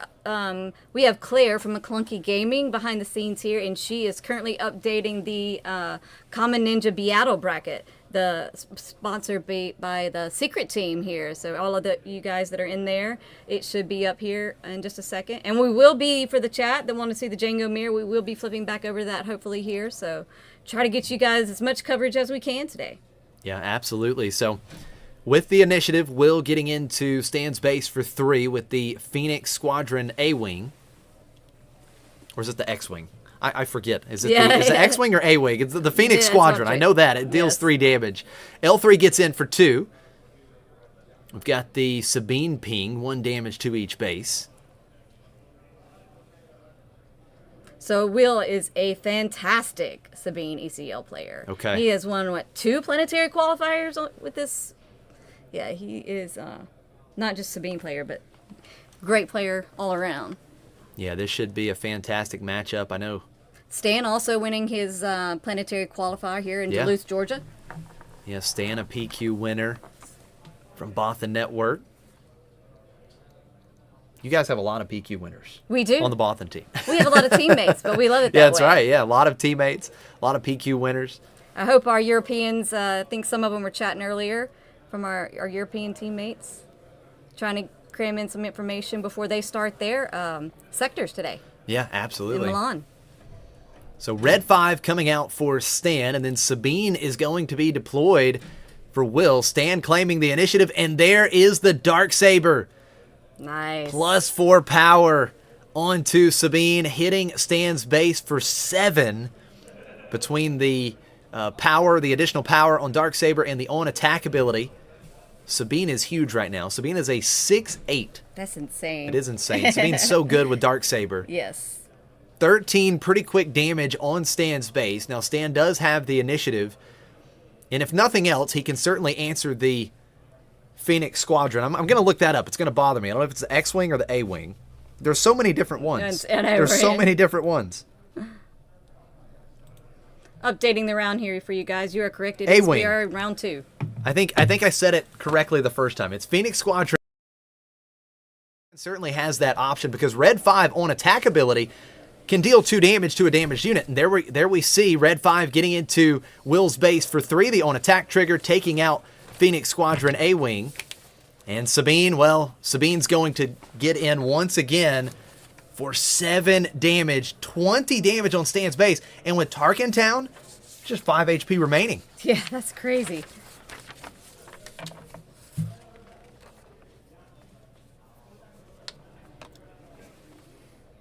Oh, Will, yeah. Okay, William Hannon, yeah, okay. He's got a YouTube channel. He's one of he's one of the content creators. I believe from the Myrtle Beach area, if I'm not mistaken. So L3 getting into Sabine for 2. L3 losing the shield token. And Stan starting the long process of trying to defeat that massive Sabine leader unit. And look at this, another huge threat for Will with CoDameron. Oh my goodness. So either one of these ground units, if they stay on the board and Will can attack, it's game over next turn. So interesting, I was talking with Blake Edmondson, who we all know is a great Sabine ECL player, talking over whether or not Sabine was going to be a threat here in set 4. And here we have it. We are seeing it. Yeah, we saw Blonde Sabine doing great things. So Sabines are still great aggro decks so far. Right, yeah, and now we've got Sabine we're only ECL. Scratching the surface here. Definitely, no. Sabine is definitely a force to be reckoned with, I believe, still in the meta. I agree. Now Stan deploying Quinlan. Will just claiming the initiative. I know there was a lot of discussion on the Bothan network side whether or not how much upgrade hate there was going to be. So whether or not Sabine and the Dark Sabers were still going to be able to pull off their tricks. But we see here that for sure. So now the question just becomes, does Stan have any way to stop both of these ground units? Quinlan deals 3. He has 5 ready resources. I'm sure he's playing Bamboozle. Okay. He could get the Dark Saber off. Right. I don't know if he has it in his hand, but... like, I don't think, generally, and I don't think he is, I don't think he's running any ground Sentinel units, at least in the main deck. I don't think he is. So Sentinel is not going to be an option here. He has to find a way. He's got to defeat one of these 2 units. I mean, I guess if he doesn't have Sentinel, really he has to defeat both of these units. Right. Because, again, without Sentinel, that unit's just going to attack the base. Right. So, with 5 resources, he needs to find a way to deal. Let's see, Sabine has 6 HP remaining. So you have 2 units that have 6 HP. Yes. So he has to find a way to deal 12 damage. It's going to be extremely tough. Now, Plo, that's a start. That's a great start, yeah. right? Because with Ambush, Raid 3, because the coordinate is turned on, ambushes and defeats Sabine. Now you have Poe, but he has exhausted all of his resources, and Quinlan only deals 3. Yes. So Quinlan gets in to Poe. Oh, the Target Down. I forgot Target Down hadn't been used. Perfect. Oh, my goodness. Yes. There we go. The dice covering Tarkin Town, it completely just slipped right past me. Tarkin Town hadn't been used, so he finds a way. Yes, Plo Koon, Quinlan, Tarkin Town defeats both of those units. That is a big-time play. Yes. And now Will's board is clear. Let's see how he follows it up. Oh, Wrecker ECL, that's game. Yes. Wow. Wow. That was fast, guys. Well, he's like, I've answered the board. Yes. I've done all I can do. And then Will follows up with ECL Wrecker, dealing, I'm sure, the 5 damage when played, then overwhelming through, dealing the damage needed to take game 1. And Sabine, as we just talked about, doing pretty good on stream so far today. I was going to say. We definitely, Sabine is doing great. Still a great aggro deck here. What a game 1. We Sabine. have McClunky Gaming. Yeah, Team McClunky 2 Gaming. taking game 1. Okay, so McClunky Gaming ahead of Bothan Gold here. Bothan Network, the gold team. Sabine now 3-1 on stream. Of course, we saw Frank playing Blonde Sabine. in round 1, taking down the new Boba Yellow, the Boba Burn deck. And these players going to game 3, so yeah, was, yeah, it did go to game 3 close. with Boba. Was a great match for sure. And I think Will pretty satisfied with how that game went. I don't think many changes are necessary here. Yes. But I do believe, and I believe Stan has to bring in his bamboozles here. Okay. If he has them in the sideboard. If he's not playing any, I don't think he has any main decks. I think he has to bring those in from the sideboard. Here. okay, yeah, definitely bring in the bamboozles. And maybe even the confiscates too, if he has those. Yeah, any kind of upgrade removal would be very important.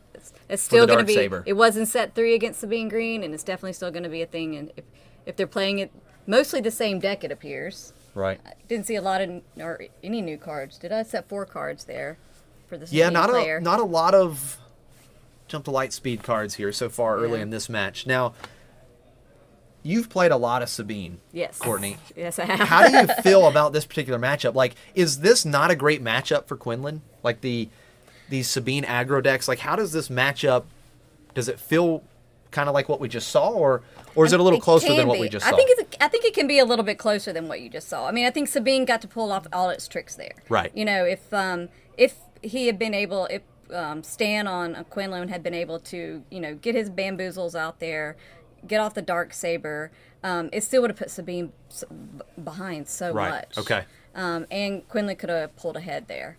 Because we did see him change the board so quickly. Right. So. Yeah, absolutely. So the exhaust effects, especially with bamboozle, is going to be very important. And, if he's running any Sentinel units. Sentinels. That may also definitely help. Key here, for sure. Absolutely. Could certainly come into play because, there's no doubt about it. The nastiest play in the Sabine deck is ECL Wrecker. Yes. So it's like you have to. Stan has to play units in the ground arena. He has to play units in the ground arena, right? Because he has to play units to control, like the Plo Koon. He has to. Quinlan's got to come out. It's tough because he has to put some units in the ground arena, I feel like, to be able to stabilize in the ground arena, and then you just get smacked with the ECL Wrecker. Right. Absolutely. Right? So it definitely feels like it's one of those matchups where you have to tread so carefully with Quinlan and play so tight with your lines, because whenever you're playing against Sabine with a 25 HP base, that's what Sabine wants to see. Right? That's right. I mean, when you sit down as a Sabine player, you love seeing your opponent running a 25 HP base. Right. Absolutely. Right? And just, 5 less HP that you have to deal with is big.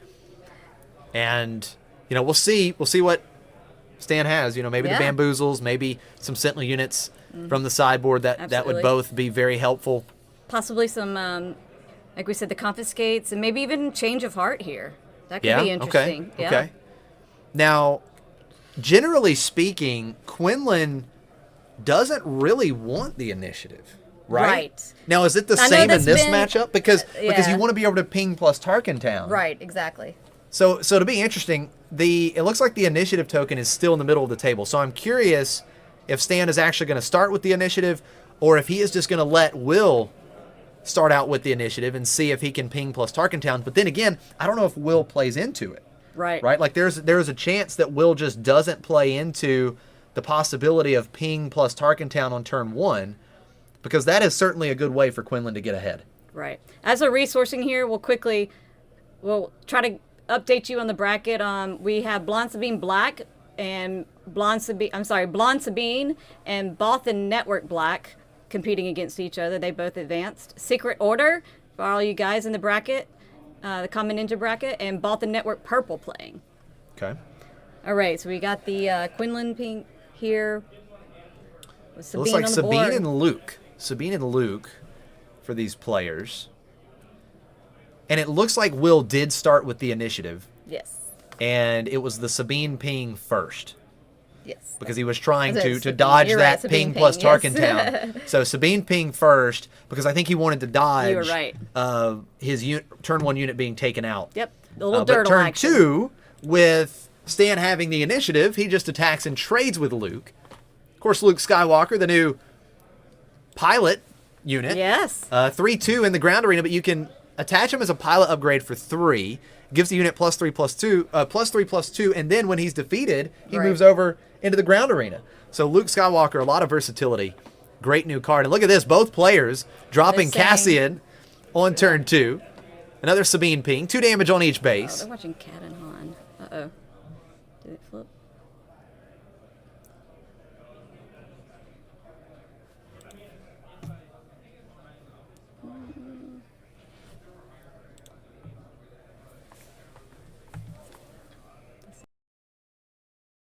Updating.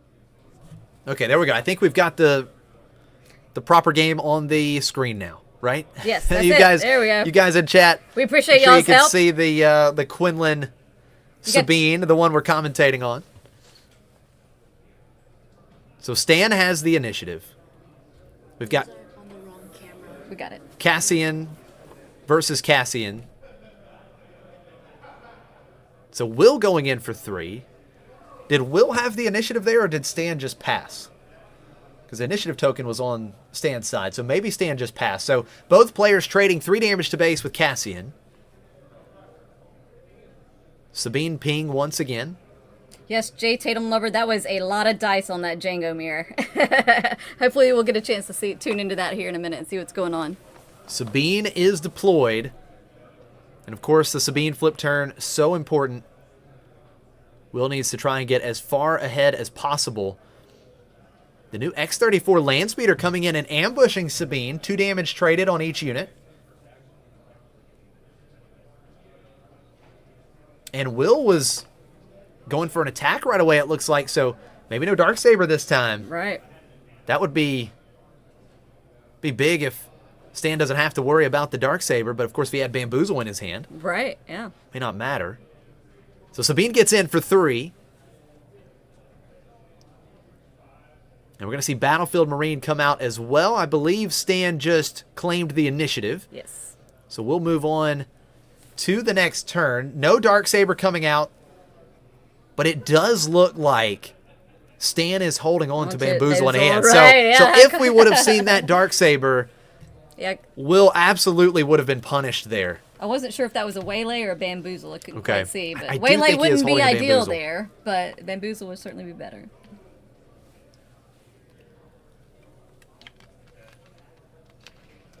So Stan with the initiative. Definitely a little bit of a slower start for Sabine, right? Not Yes. being able to get the big 7 damage in with Darksaber Sabine on the flip turn. We saw a classic Sabine ECL game last one, right Absolutely. on curve, Right. all the perfect card draw. Yep, Darksaber, Poe, Wrecker, so That's nasty. exactly what you want. Now Hard to beat Cassian that. taking out Rebel Assault. the Battlefield Marine and the Rebel Assault. That's going to deal a lot of Yes, damage. That's a lot of damage. My goodness, Rebel Assault giving both of the Rebels +1. They both attack here. So 4 damage between each unit. 8 damage to Stan's base there. That's a lot of pressure. Another Battlefield Marine for Will. Quinlan out. Now, Stan has not used any of his resources, and it looks like he is holding on to Plo Koon again. So I think he could take out 2 of these units. Interesting, he hasn't used his Tarkentown yet either. Yes, that is a good point. Yep, he has not used Tarkentown. So Quinlan taking out Sabine. Sabine dealt with quickly here. Plo And now Plo Koon taking out Cassian with the coordinate once again turned on. That's one thing this Quinlan deck does so well is turn on coordinate for Plo. Yes, absolutely.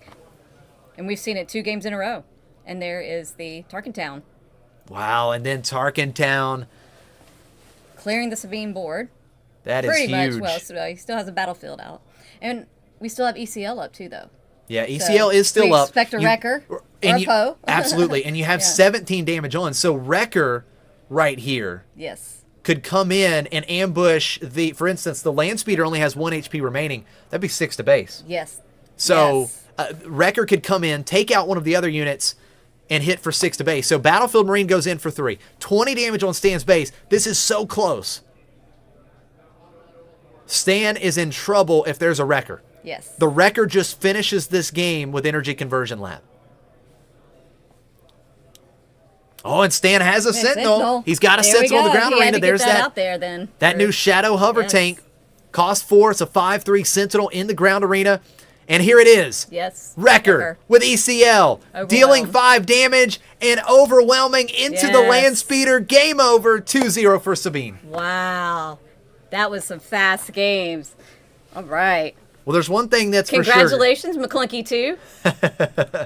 Absolutely, yeah. Table McClunky 1 of the 3v3 team win. Will picking the win up for his team here. Now McClunky just needs to find one more win to take it. There's one thing for sure. ECL and Wrecker is still pretty good. Oh, 100%. It's really good. So let me quickly see which game table we're flipping over here to. Yeah, this is so awesome. They went all out for this setup, guys. If you're just joining us, we've got a 3-camera setup here at the feature table. So we are actually going to be able to jump over to the other matches to see what's going on so we don't miss any of the action. And it looks like chat is asking for Jango game. We've got Courtney just went out. She's kind of checking what's going on in the status, and then we'll be able to switch this game momentarily. The other 2 tables are both in game 2. Okay. So we have the Han and the Jango mirror. Okay. So now we do have someone in chat, Ryan, asking for Jango game. But let's go there because I believe they are just starting game 2. Okay.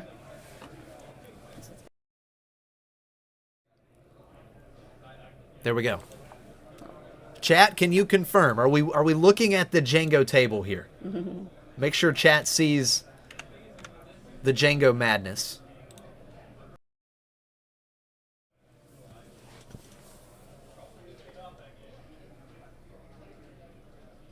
So Ryan's wish has been granted.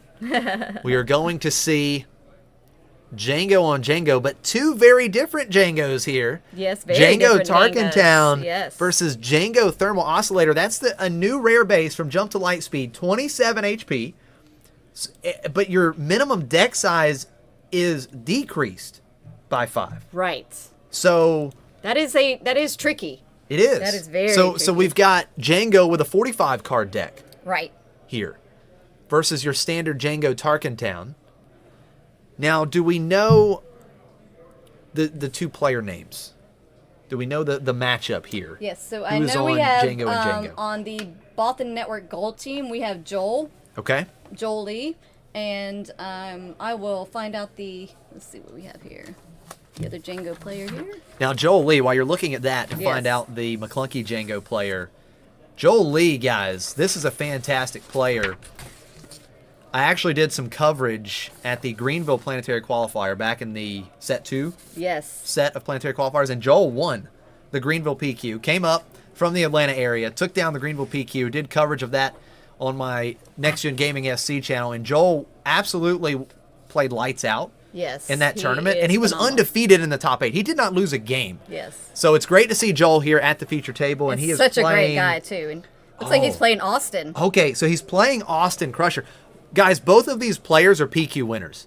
So we have got a stacked match right here. And like you said, it looks like the game is just starting. So we've got Greedo coming down for Joel and Crafty Smuggler for Austin.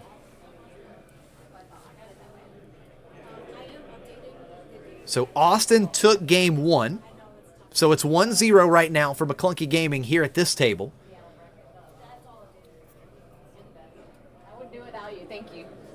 Now Joel has the initiative, and he is going to attack. 3 quick damage to base here. And look at this, an early hotshot blaster being smuggled in onto Crafty Smuggler. 4 damage to Tarkentown. And it's very different, Tarkentown and Thermal Oscillator, but in this particular matchup, Jango can be very aggressive. That 2 more HP could really come into play here. Absolutely. Right?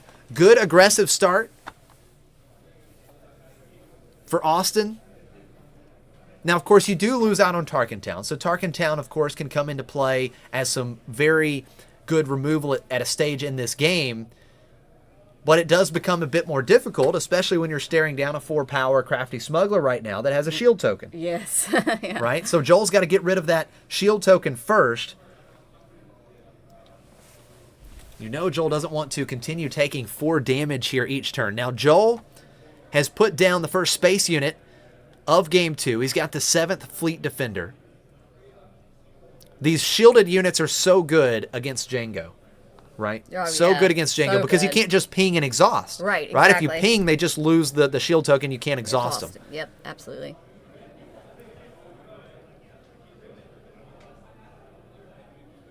All right, so here's really interesting. We can see it on camera right now. Austin was just pointing to his hand. It looks like he was talking to his teammate. Yes. Right? Yeah. So again, in these matches, you've got the player in the middle can easily just look over one way or the other. They can talk about some resourcing decisions or Yes, different play lines. I love it. I absolutely love it. So IG coming down as the first play for Austin, taking out Greedo, taking off the shield token, but Greedo hits on the Yeah. When Defeated ability. Arm to the teeth discarded. So Greedo's when defeated Yes. ability, if you discard a non-unit card, you deal 2 damage to a ground unit. Exactly. So Crafty Smuggler's shield token, well, that's gone. But Crafty's still sitting there with 4 power. So we'll see what Austin does here. He still could deal another 4. May have just seen Austin had 2 triple dark raids in his hand there. Oh, wow. If Okay. I'm not mistaken. That That could be huge. That is pretty big. Yes. Right. I mean, I think it's very possible that especially in a Jango versus Jango matchup, could it potentially come down to who draws more triple dark raids, right? Well, now, I have seen that so many times in testing. I cannot tell you. Now, you also need to does a hit. lot. Well, of course. right. Yes, You got to yes, hit. of But if you course. draw more, you know, I think you stand a pretty good chance. Well, and when you have 2 high skill players here, skill, Right. you kind of can take that out of the equation here. So there is a lot of luck in the card draw here. A mirror match with 2 highly skilled players. And so, again, I think we're discussing some information, Joel talking to his teammates, it looks Yes. like. Because, I mean, right now, at least, it's a pretty good start for Austin, Yes. I right? agree. He's been able to be a little bit more aggressive. He's still showing potentially another 4 coming through, unless Joel has a way to deal damage to that Crafty Smuggler now, because Right. with Crafty losing the shield token, Ping can exhaust. Yes. So, you know, something like a P-38 Starfighter or maybe Joel playing his own IG-2000 Yeah. could deal a damage and exhaust the Crafty and turn on Tarkentown. So we'll see what Joel goes. Oh, it looks like Joel's going for triple Dark Raid here. What can he find? Can he find a way to tap down? He does. He finds Ruthless Raider. Raider's going to come in, and that could actually just outright defeat the Crafty Smuggler here. Yes. And there you have it. There you go. Crafty Smuggler defeated, 2 damage to base. And so now the early triple Dark Raid, 7 damage Yes. coming through to base between 7th Fleet Defender and the ready Ruthless Raider off of triple Dark Raid. So now things have flipped a little bit. Yes. Absolutely. 12 damage on Austin's base, just 4 damage on Joel's base. Of course, Ruthless bouncing back to Joel's hand.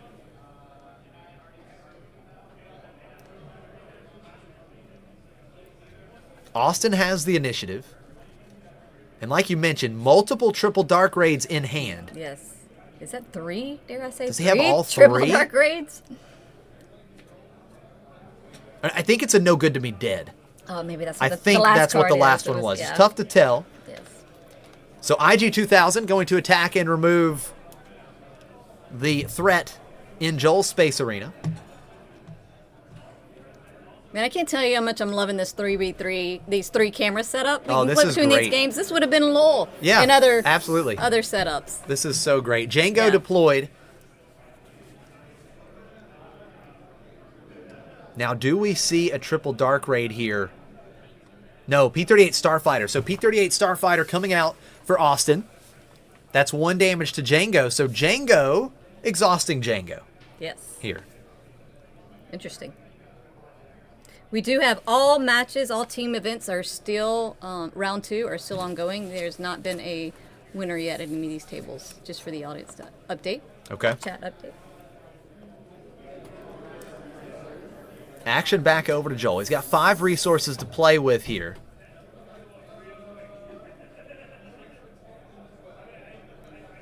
He's going to play Sneak Attack. Ruthless Raider. Nice Sneak play. Attack the Raider. 2 damage to base. Yes. And he probably defeats... Probably defeats the P38 here because he can't exhaust. Right. Right? Because Jango's already exhausted. So P38 defeated, 1 damage to Jango, but there's the no good to me dead. That is crucial because Ruthless Raider is going to be defeated now without getting to attack. Yes. Now he does get the win defeated ability. Right. But it does save 4 damage coming through to base here. Man, Sneak Attack with Ruthless Raider is so nasty. Yes, it is. So In you're this going matchup, to especially. deal a total of 4 damage, 2 damage to a unit twice, and 4 total damage to base. Yes. That's crazy. And it's really set up nicely here because IG 2000 only has 1 HP remaining. Right. So that Sneak And there Attack you- with yeah. Ruthless, even with Ruthless not being able to attack, that is huge. Yes. So Jango base. Jango coming out for Austin. Ruthless dies. So it was the Tarkin Town. Joel actually used Tarkin Town there to defeat IG. Yes. And then the 2 damage goes to Jango Yep. with Ruthless Raiders when defeated instead of taking out IG with the Ruthless Raider when defeated. I think we see some Triple Dark raids and a Ruthless Raider. 2 Triple Dark raids, a Ruthless Raider over there. I don't see a Ward Juggernaut. We It haven't seen looks that like yet. Joel has another Ruthless Raider Raider in and hand. Sneak Attack in hand. Yes, he does. Absolutely insane. So you've got multiple Triple Dark Raids in Austin's hand, Yes. but we've seen multiple Sneak Attacks and Ruthless Raiders in Joel's hand. And Joel right now way ahead in the race. Yes. 16 damage on Austin's base. Just 8 damage on Joel's base right now. Joel has the first action. And he is still deciding what to resource. There we go. So he's got his resource going up to 6. Maybe rethinking it here. A little hesitant. But now it's interesting because with both Jangos deployed, Triple Dark Raid, Sneak Yes. Attack, you put anything out that's ready, it's very likely just going to be get exhausted. tapped. Exactly. So, yes, initiative playing a huge role here. So in how these does Joel next few play turns. it? Oh, Surprise Strike. Yes. That is going to be big. So Jango, Does he does he kill kill Jango? Jango? Right. Or does he go to base? So if he goes to base, That's tricky. he would be putting Austin at 21 damage on base. Yeah, so he is going to go to going base. He's going to race him. So that is 6 HP remaining for Austin.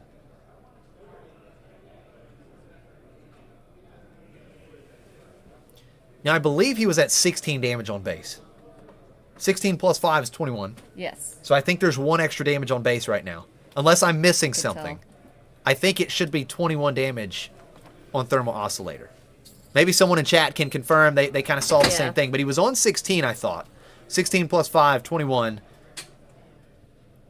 So now Jango on Austin's side, trading damage with Joel's Jango. 3 damage to each with combat damage resolving here.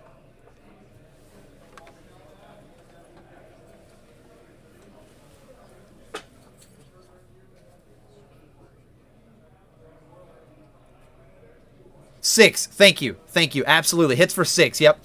For some reason I was thinking 2 damage on Jango, but Jango is definitely a 3/7. He is not a 2/7. So yes, it was 6. So Okay. plus 6, not 5. Thank you, chat. My math was not mathing. So that leaves just 5 HP remaining on Austin's base.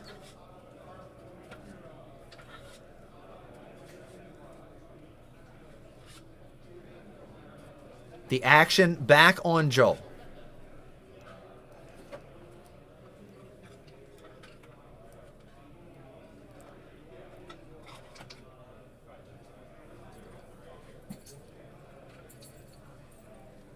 Or did Joel pass here? Maybe he passed. Maybe, yeah. Because he attacked with Surprise Strike, and then Jango. Austin went Jango into Jango. So So lots... is he waiting to sneak attack in the... Does he have enough... Resources. Yeah, Joel's not wanting to just... It appears as though he doesn't want to... He doesn't... He doesn't have enough resources to sneak attack the Raider in now. Right. With the early surprise strike. So is he passing to take initiative to sneak attack Ruthless? Possibly. Here comes the first Triple Dark Raid. I can't believe this is the first. I'm not going to lie.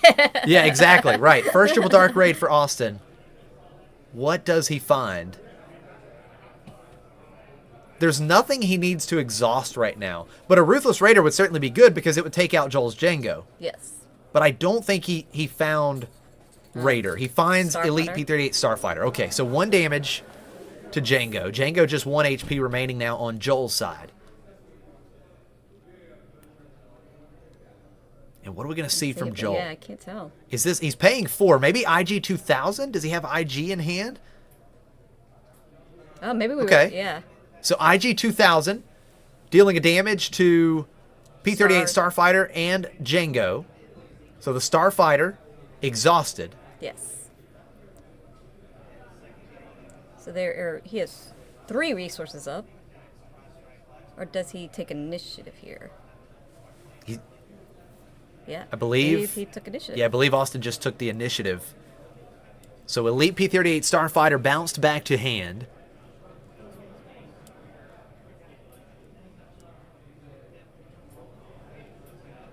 Now again, keep in mind, just 5 HP remaining. A buff on either one of Joel's units would finish the game. So Triple Dark Raid coming out. Triple Dark Raid into Devastator. Wow. Oh, and Jango's still on the board. He's going to be able to exhaust Joel's board here. He's actually going to be able to defeat the Jango. Yep. So the new Devastator. It's fantastic. 8 cost, 9/6. Huge. Huge, right? Hits like a truck. And you deal... Right. Where you deal the indirect damage, but you assign where the indirect damage goes. Exactly. And then you deal 4 total indirect damage. So Jango defeated. And then we've got IG taking damage, being exhausted here. Quick update. We see that Colorado Cantina Crew has beat the Triple Dark Raiders. And it looks like Bothan Network Blue has beat the Moof Milkers. Okay, so Bothan Network Blue. We saw them last round here at the feature table. And Bothan Network Blue remaining undefeated.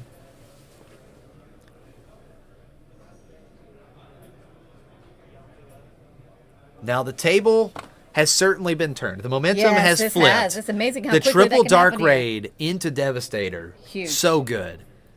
And now with Jango off of the board. Are they both playing Devastator? Surely they are. Right? Surely, right. Surely they but are. How many? Are they playing 2 or 3? Let's wonder if we can find out. But now, unless Joel has a no good to me dead or some other way to exhaust outside of Jango, Jango has been defeated. He's exhausted. Yes. So Joel, at least from what we can see right now, he doesn't have a way to exhaust the Devastator. Right. And that could be game. I mean, that's huge. 9 damage coming through. Jango could be another 3. So that's 12 possible damage that Austin is showing right now.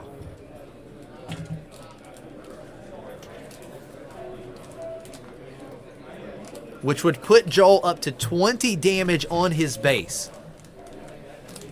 And we would have 5 HP remaining on both units. Look at this. Joel's going to play War Juggernaut. The Juggernaut will defeat Austin's Jango. 1 damage dealt to Devastator. Of course, with Joel's Jango being defeated, he cannot exhaust the Devastator. But that is an important play. Both Jangos off the board. Action back over to Austin. Does he get that damage in with Devastator? He does not. He has to claim the initiative here. Because if he doesn't claim the initiative, War Juggernaut, dealing damage to himself, plus the damage on IG 2000, means he would have +2 power, 1 attack would win the game, so Austin has to claim the initiative.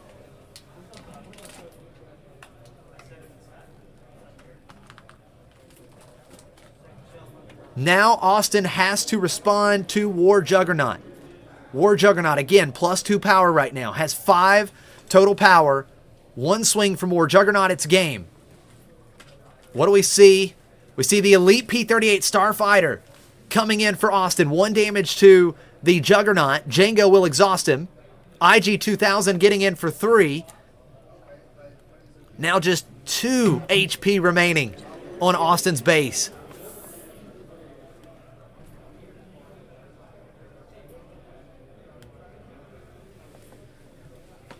Joel in a pretty good spot, and that's going to do it. He shows Ruthless Raider.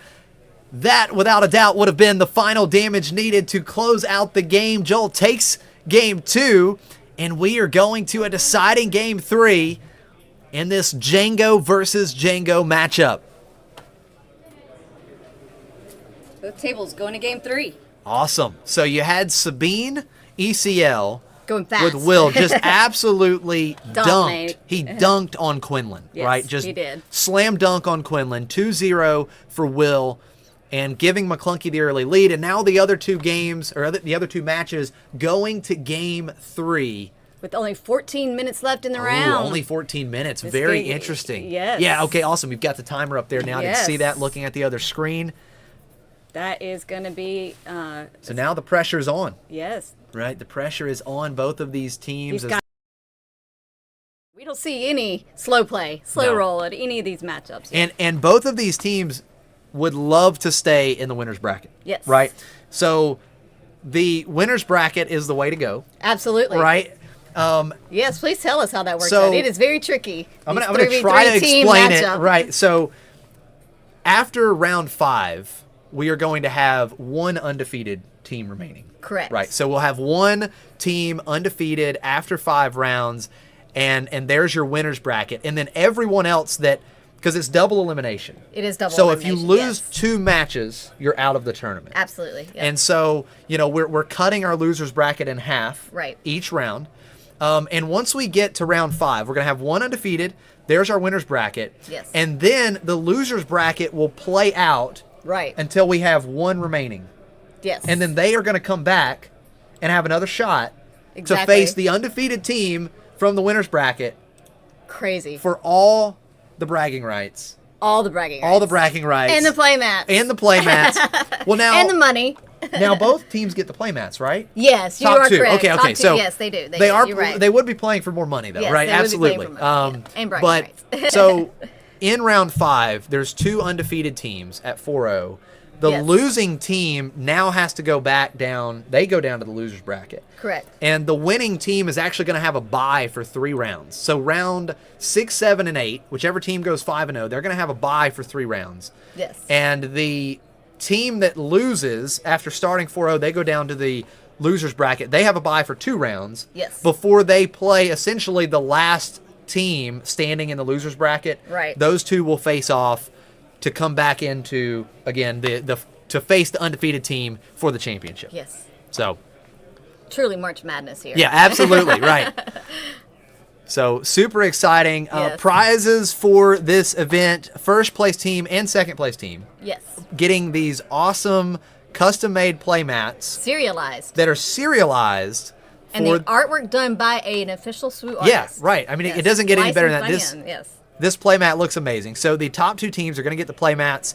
First place team, $1,050 Yes. split between the 3 of them. So $350 a piece. Yes. Second place, $750, so $250 a piece. And then third place is going to walk away with $300, $100 a piece. So certainly a lot to play for. And take away the playmats, take away the money that's on the line. This is the first ever team event for Right. Star Wars Unlimited. And you know good and well that whoever wins this tournament, I mean, they're Yes. the champs. Oh, yeah, They're absolutely. the champs. 100%. You're going to hear about it. You're going to hear about it in the community, and Oh, they yeah. will have all the bragging rights until we Uh-huh. have another one of these team events. I know. So there is so much. I mean, these guys, you're kind of like you are the champs. Yes. Right? Until we have another one of these. I So love it. so definitely a fantastic event. Love the team event. Love the concept behind it. Here, game 3, Jango on Jango. Austin starting with the initiative. We see Allegiant General Pride coming out in the ground arena for Austin, and Crafty Smuggler in the ground arena for Joel. Some people asking about the Common Ninja BIATL bracket and the standings. We have a lot of ties here for first place right now. So, Okay. next round coming up, hopefully we will see some some spread there. So, with Austin having the initiative here on turn 2, Allegiant General Pride on attack ability deals 2 indirect damage to Joel. So 1 damage going onto the Crafty Smuggler, 1 damage to base. Now, keep in mind that the indirect damage doesn't mess with the shield. Correct. Because it's unpreventable. Yes. And so the shield token stays on Crafty Smuggler. Right. Even though that indirect damage gets dealt. We do have an update. Secret Order has advanced. Okay, Secret Order yes, moving also on. undefeated. Wow, taking out Bothan Network, the purple Bothan Network team. Yes. For those of you in the Common Ninja BIATL bracket fighting for that Carbonite box. Oh, yeah. A lot on the line there. Great giveaways. Great giveaways. For the bracket predictions. Thanks, Secret, so much for sponsoring that. Absolutely. So Joel playing the Gorilla Soldier and Austin choosing for all 3 indirect damage to go to base. So Gorilla Soldier readies. And now we've got Boba Fett in the ground arena for Austin.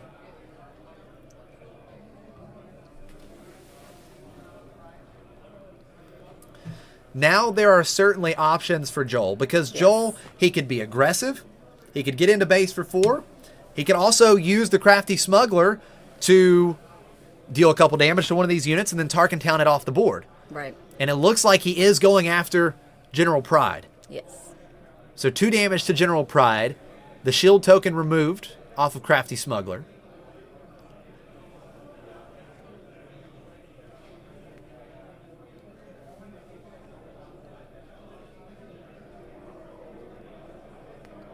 Oh, and that is a good point.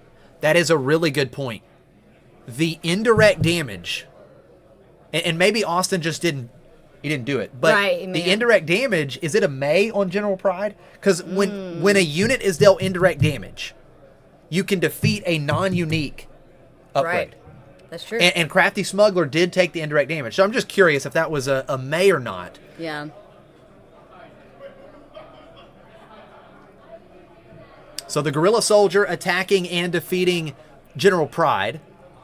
So that saves Tarkentown for Joel. Right.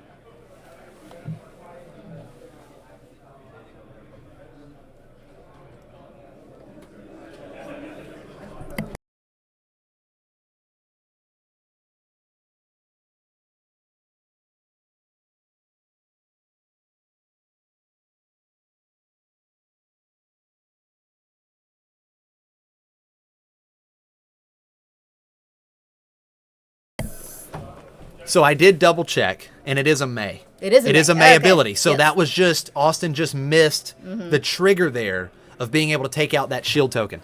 So here in the next round, Boba getting into base, it appears, for 3.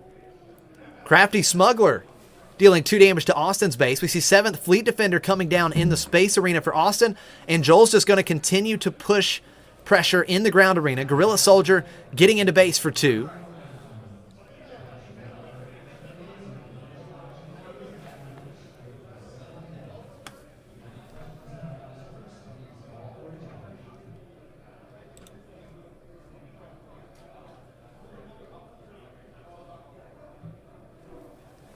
Good game so far. Very tight. A lot on the line here. Because this game that we're watching could decide the match. It could. If Austin wins. Yes. Right? Because McClunky's already up 1-0. So if Austin wins this game, McClunky takes it. I am trying to get an update on table 2 here.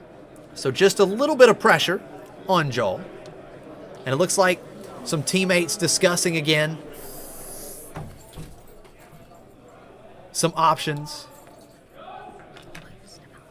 Now keep in mind, time's still a factor here.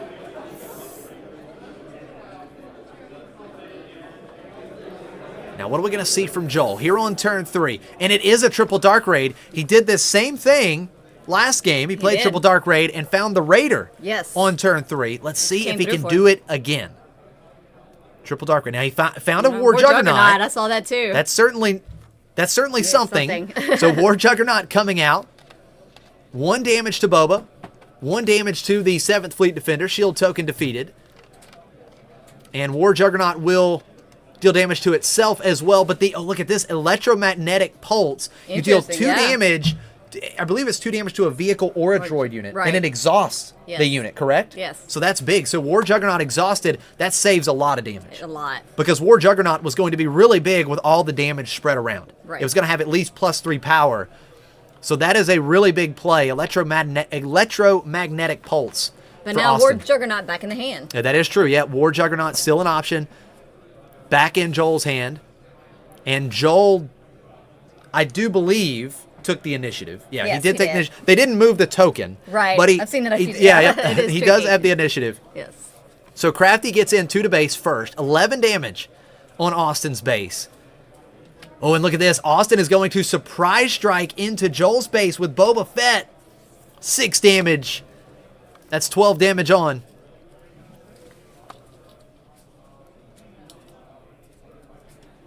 So right now, Austin is ahead in the race.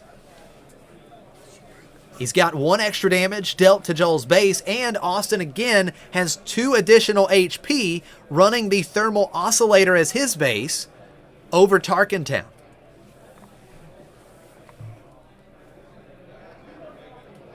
So Joel is going to deploy Jango first. 3 to base with 7th Fleet Defender. That's 15 damage on. And right now we're just going to trade some attacks. Jango on Joel's side. 3 damage. 3 for 3 here, but Austin still remains just slightly ahead in the race.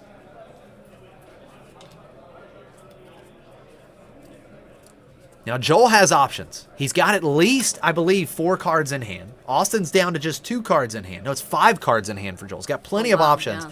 And Joel has yet to spend any resources. Jango is deployed. Now, there always is the option of taking one of your ground units as the Jango player, smashing it into the opposing unit, and just exhausting it. Right. So Guerrilla Soldier, certainly an option for Joel just to smash into Jango. Jango would be exhausted. It would defeat Guerrilla Soldier here, and I'm sure with based on what Joel could have in hand, there may be a much better play, but that always is an option. And here comes Sneak Attack War Juggernaut. Oh man, Sneak Attack for 2. War Juggernaut costs 3 less, so it uses up all of his resources. 1 damage across the board, exhausting Jango. War Juggernaut is massive. Oh, but he has, well, look at this. B-38 Starfighter in response. Dealing a damage, exhausting War Juggernaut, and War Juggernaut is going to be defeated. Yes. Because it was brought in by Sneak Attack. That's right. Insane. Yes. Yes, absolutely. Knock on wood, Courtney. Yes. We're jinxing each other here. That was so crazy. Huge, huge play. Because War Juggernaut, 4, 8, I believe he was going to be +8. +8, yes. You're right. He's going to swing for 11. Yes. So just 2 cards in hand, but one of those cards for Austin, exactly what he needed. So now Joel does have the initiative. And it's another War Juggernaut. You've got to be kidding me. Another damage across the board, exhausting Austin's board. 7th Fleet Defender defeated. Now, this time... 1 minute left in the round, guys. Okay, 1 minute. 1 minute left in round. Yeah, we just heard a warning from the judges. War Juggernaut is not ready this time. So he's not an immediate threat. Right. But still, exhausting Austin's board, super huge. impactful here. Yes. Now, Bib Fortuna coming down for Austin. We haven't seen Bib a lot. We haven't, actually. But we're seeing him now because he can essentially allow you to play that Triple Dark Raid for 1 less, which opens up some of the bigger options like Devastator, maybe a turn earlier. Yes. So now the action should be back on Joel. This is crazy. This is so close. Yes. Now, with what Joel To the has wire. on board, he's got, I believe, 7 possible damage in the ground arena, right? Yes. That would put Austin up to 21 damage. Time it round. So they get to finish this round. Yes. And they get one more. One more. Okay. So time in the round means Joel's going to take some actions here. And then we're going to have one more turn after this one. Now, I don't think Austin has claimed yet, so he could. He's got one card in hand. We'll see what that is. He could play something else here. But no, I think he just claimed, and all of that damage being poured onto base. 7 damage to Austin's base. Austin had the response to the ready Juggernaut both times. But the third time Joel plays a Juggernaut, exhausting down the board, or just tapping down the board, massive. And now Austin is in big trouble. With the initiative, Bib Fortuna immediately attacking into War Juggernaut, exhausting the War Juggernaut.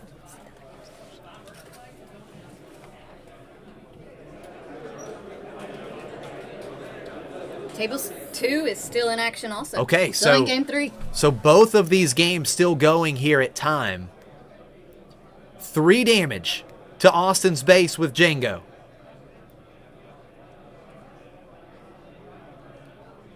Here comes Cartel Spacer. Cartel Spacer will exhaust the Gorilla Soldier. Yes. So now Joel is only showing 2 damage. He's got 2 damage with Crafty Smuggler. He's got to have another way to deal damage in hand. There it is. Yes. 2 damage to base with the Crafty Smuggler. Hot Shot Blaster. And there's the Ruthless Raider. Wow. Ruthless Raider for Joel. That is going to do it. That was a fantastic matchup. Let's see if we can quickly switch over. Wow. Yes, that was incredible. Absolutely outstanding. 2 planetary qualifier winners. Yes. And how are we looking on the other match I think here? they just finished. Oh, they just finished. So So that match, we will find out what happens. That concludes this round and this matchup, but we got to find out. So we know Joel evened it back out for Bothan. Yes. At 1-1, but the question is what happened in the Han Yellow versus Cad Green matchup, and that will determine the winner between McClunky and Bothan.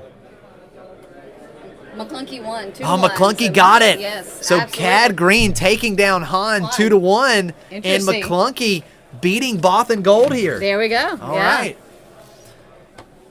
Great teams, great matchup. Wow.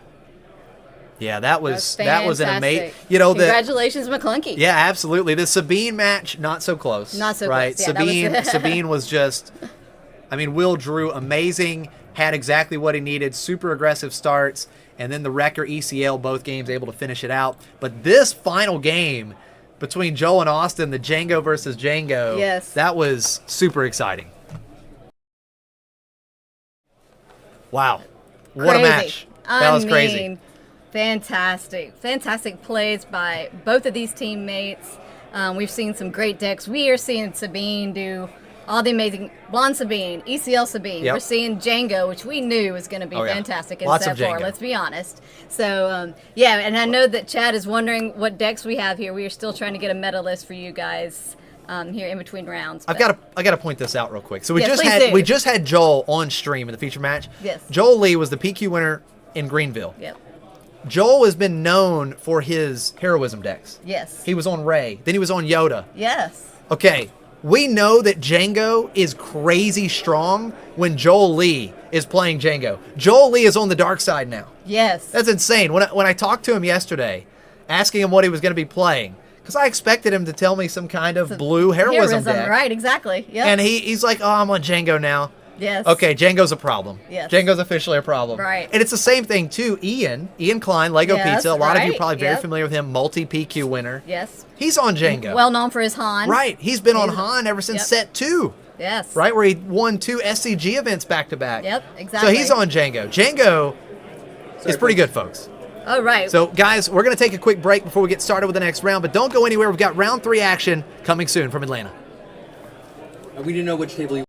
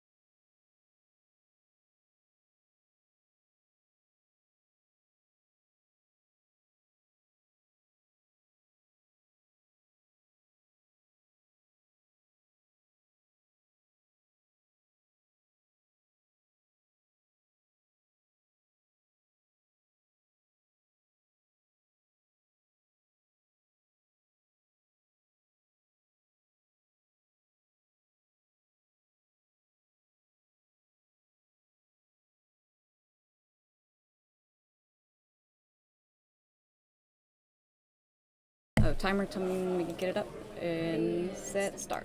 Yep.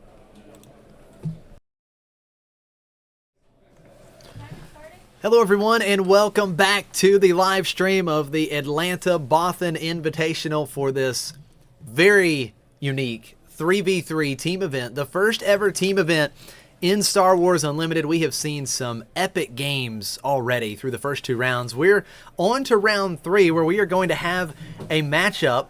Another Bothan Network team, Bothan Network Black versus Sekrit Order. And Courtney, maybe you know, how many PQs do we have? Oh, goodness. Winners between the 3 Bothan Well, guys? I know we have George. George okay, the Hulk is a PQ winner. I know Colby has a bye if he's not a PQ So winner. maybe he had a runner-up finish? I Okay. believe that's right. And I don't believe Guy is 1A, but of course he is the 5K champion. Right, From yeah. Orlando. Guy is the winner of the Initial Star Wars Unlimited, right? initial big Star Wars Unlimited tournament, the 5K down in Kissimmee, Florida. Yes. Last year. So yeah, Guy So, Cohen certainly has won a big tournament. Yes, and we know Guy and George are practice a lot together, and of course Colby. These are all a lot of Orlando, Florida guys. So Absolutely. area. So. And I believe on the other side of the table, you've got the Conroe brothers, Michael and Ryan Conroe and Sonny D. Yes. A fan favorite, Sonny D. Yes, he is. And Sonny D, he's back with Han Green. He's been on Han Green for quite some time. He's still being true to Han Green. Yes. And they have won PQs as well. I know Yes. Ryan, I believe, has won multiple. I think Sonny has won 1 PQ. I'm not sure if Michael has won, but I think they said he had a day 2 bye. So if he didn't win, he's at least had a finalist finish at a planetary qualifier. So these 2 teams, this is incredible. This is fantastic. It's only getting harder and harder, as they're advancing. And the stats that these 2 teams have, crazy. Insane. Absolutely crazy. So here we go for game 1 between Sonny D and it was Colby, right? Yes. Yeah, Colby Sonny D and Colby. CoDameron, so pump their channels real good. We got CoDameron on the YouTube and also Sekrit Order. And they are the sponsors of our coming into BIATL bracket. Yeah. Giving away that bunch of great stuff and a carbonite box. That's so cool. Appreciate it. Love it. So we see Colby, he's repping the CoDameron playmat, playmat and then there, you've got Sonny D repping those new Sekrit Order sleeves. That's so cool. Those are the beautiful. Sekrit sleeves, those do look great. Yes. So it's a ground arena start for both players. We had L3 come out and the X-34 land speeder for Colby, ambushing into L3, taking off the shield token. Sonny D was able to take the initiative. He starts out with 2 to base on turn 2.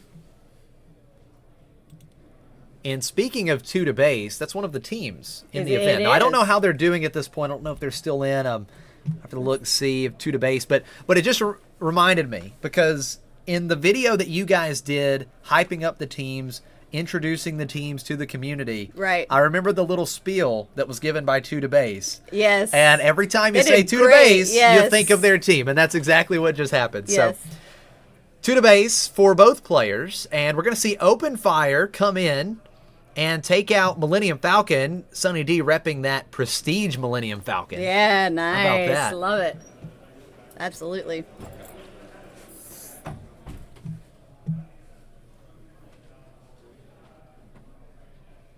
So on to turn 3. Sonny D will have the initiative.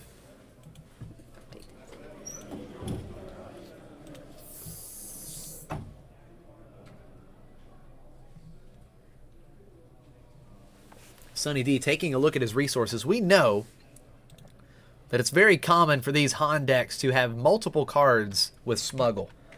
Especially Tech, and that is absolutely an option with 4 resources, right? Tech can smuggle into play for 4 total resources. So we 2 to base from L337, and now Colby is going to pump up the X34 land speeder, 5 damage to base with the surprise strike. So both players showing some early aggression. And now we are going to see Kira taking a look at Colby's hand. We see Devastator, Ruthless Raider, and Lux Bonteri. Now, that's a spicy include. Yes, it is. Now, maybe you know a little bit about this, Courtney. This is a Bothan player here. We've got some special spice with Lux here. Yeah, I think we're going to be seeing a lot of spice today. Now, Lux, I believe it's when a unit is played. Isn't an opponent plays a unit?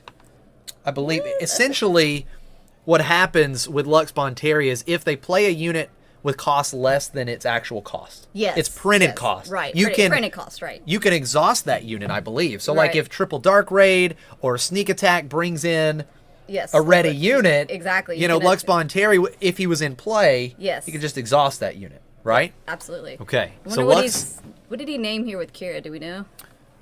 I did not catch Let's it. see if I can find out. So Lux Bonteri does come down into play. Transition. As we had the team names there backwards, got them updated for you. Yeah, so Lux Bonteri is when an opponent plays a card. If they paid less than that card's cost to play it, you ready or exhaust a unit. So you have some good versatility there. Now, once again, Sunny D has the initiative. Played Kira, and then Colby following up with Lux. And once again, we're just going to base. So L337 getting in for another 2. So at this point, the players have just kind of ignored these ground units, and they're just going to base. Yes, I just found out that Sunny named Ruthless Raider. Okay, Kira. Ruthless Raider, very nice. So that helps here because we know that Colby had Ruthless Raider in hand, but if Colby found a Triple Dark Raid off the top there, that also means that it's still going to cost an additional 3. So now Ruthless Raider would cost the full 6 with Triple Dark Raid. Yes. So he wouldn't be able to do really does Ruthless throw Raider off your resourcing decisions this turn regardless. You're playing, absolutely. So now we do see the Kira taking out the Land Speeder. We've got 7 damage on Sunny's base, 6 damage on Colby's base. Colby running the 30 HP base instead of Tarkentown. Yeah, so the standard Jango Tarkentown, the last 2, or a couple of the Jangos that we've seen in the last couple rounds, we've seen the 30 HP base and a Thermal Oscillator. So some very different variations of Jango. Yes. It has been a point of much discussion in our Bothan Network Discord, I can tell you that. There you go. I'm sure it has elsewhere. Jango is deployed. The Han ability was used for Sunny D. So he gets up to 6 resources, and he actually plays, I believe he smuggled in the Millennium Falcon. Yes. Lando's Pride, a 6/5/5 in the space arena. And now Jango is going to attack and defeat Kira, which means Ruthless Raider back on the table. Back on the table for normal cost. Right. Han flip. Han flip, Lux immediately tacking into Han, being defeated, but with Jango on the board, Han is exhausted, so Han will not be attacking. Oh, look at this. Open fire. Open fire, you're right. Fire, my bad. So deals 4 and defeats Han. So Sunny unable to get an attack in with Han here in the first game. Yes, added pain and joy. I can tell you this is a much different Jango deck than what we have seen previously. Yeah. It almost Colby does like to run his spice. It almost seems like a more control version, right? Like it's, you know, with the open fires, you've got Lux, right, which is a way to potentially counter some of these other decks, like these other Triple Dark Raid decks.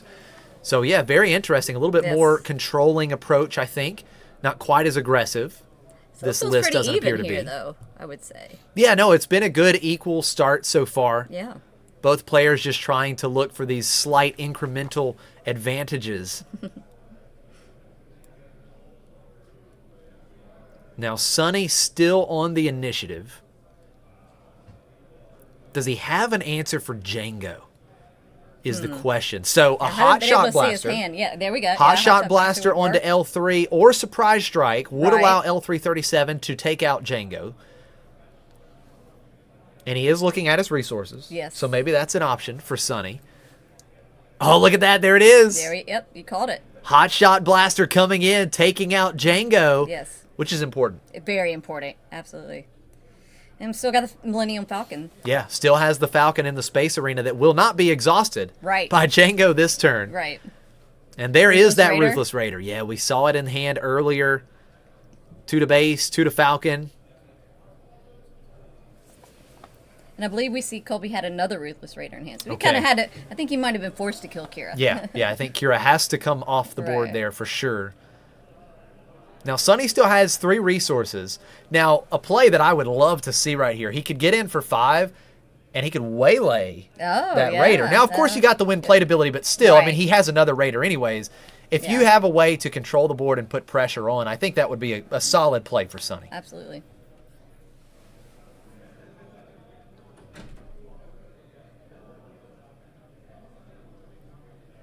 Do we know if Sonny's playing sneak attacks in his deck? I haven't That is seen a his good deck question. list. Yeah, I don't know for sure.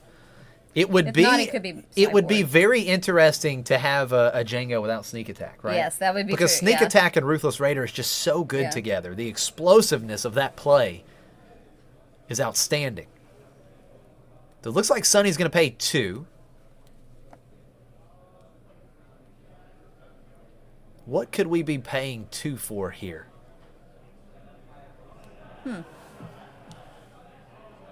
Well, there's Surprise Strike, but I Yep, think he would have Surprise already Strike. done that. Yeah, Seems like it's absolutely. gotta Yeah, be something Surprise else. Strike. We could see that.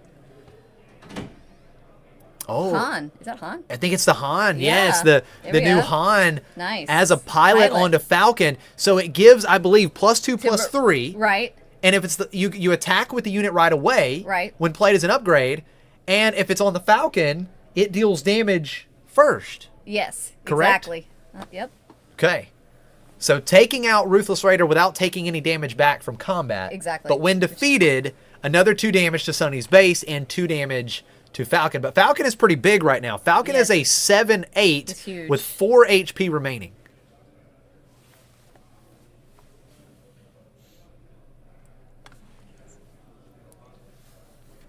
So now we are up to the 7 resource turn here. And 7 resources, a lot of options open up for these Han decks. They do. It does. You've got things like Infus Nest and Han Solo Reluctant Hero. You've got U-Wing Reinforcement that's Reinforcements, so right. big in these Han Green decks. So if I'm Sonny, at least right now, I feel pretty good. Yeah. Right? Absolutely. You've got a big threat in the space arena. You've taken out Jango, and right now Colby doesn't have any units on the board. Right. No, I think Sonny's feeling really good right now. Now here comes Radiant 7. That's 5 nice. indirect Yeah, damage. Right. That's huge. That's going to go over to Sonny here. And enemy units that are damaged get -1 power Right. from Radiant 7. So the Millennium Falcon will have 1 less power now. That'll bring his total power down to 6. Looks like Sonny may have another Falcon 1 in his hand. And this is that is interesting because if he deals indirect damage, if any of that indirect damage goes to Falcon, or it gets exhausted, right? Yes. He could just exhaust With Jango, it with Jango, and that means that Sonny couldn't take that Radiant 7 off the board. Right. Because at this Unless he's got time, another way. Right, unless he has another play here, Falcon could just trade with the Radiant 7. But that does mean 5 indirect damage would have to go to Sonny's base here. And, at that point, we're talking about 16 damage. So it's certainly interesting. That is an interesting, yeah. Now that's a good point. Is Radiant 7, is it -1 for each damage?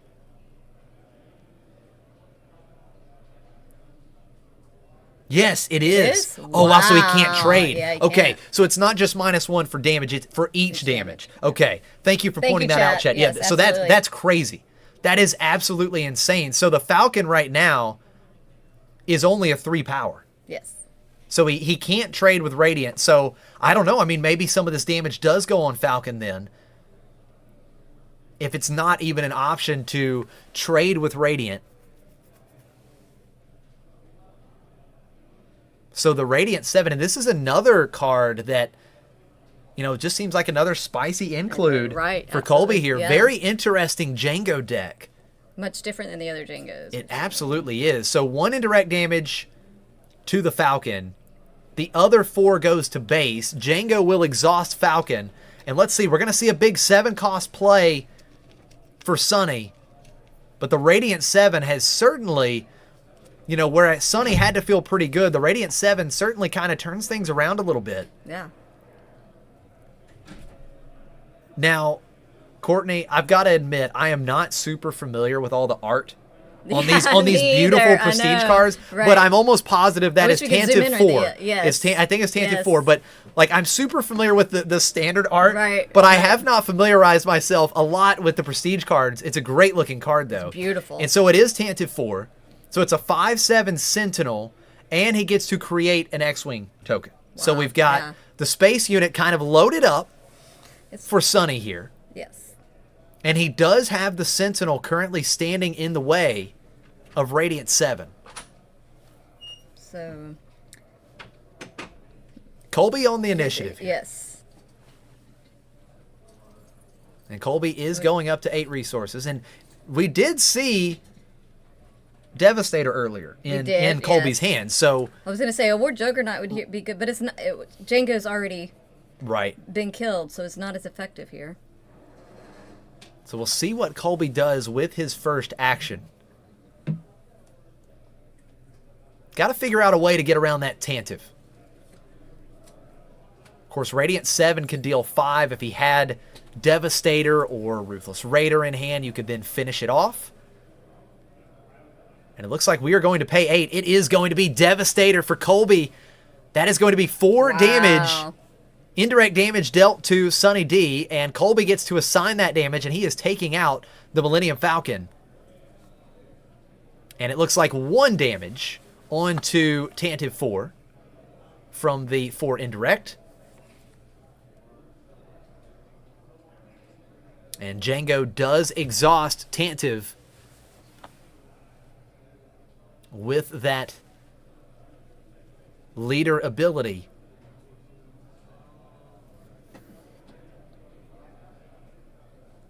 So Space Arena versus Space Arena here in Game Yes, 1. yeah. Han Green versus Jango Red. Not Jango Tarkentown. 30 That's HP base for Colby here.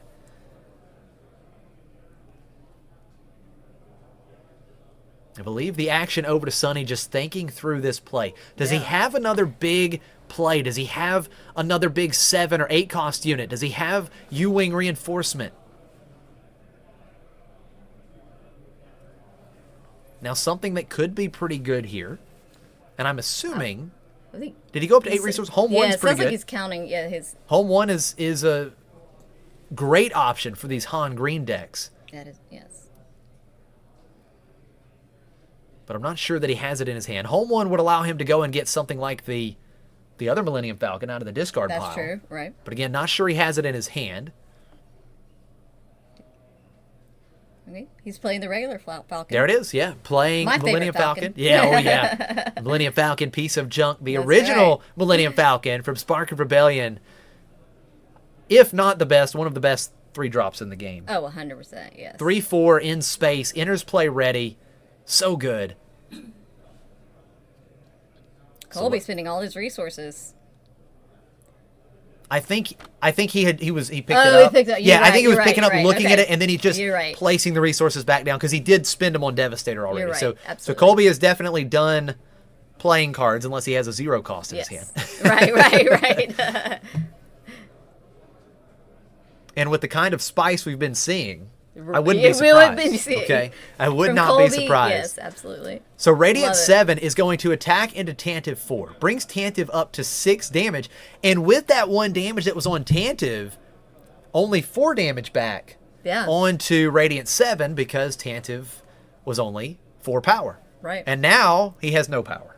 Yes. He has no power with 6 Crazy. damage on. So Radiant 7 certainly getting in a little bit of mileage here for Colby. And now Sonny said, I've had enough Right, of Radiant exactly. 7. I've had I've got enough. to. And the X-Wing token trading with Radiant 7 means that Tantive now has its power back. It's a 5/1. I believe Colby has just claimed the initiative. Sonny still has 5 ready resources to work with. Millennium Falcon ready.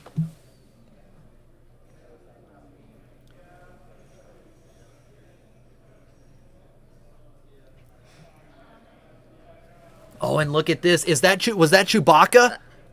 On the Falcon. I believe it. Yeah, it was Chewbacca on the Falcon. I'm surprised that's the first Chewie That's we've seen awesome. today. Wow. Yeah, the first new jump to light speed Yes. Chewbacca. It's a 5/6 for 5 in the ground arena. Yes. But it can attach as a pilot upgrade, give that unit +3/+3, and it cannot be returned to hand or defeated by enemy card abilities.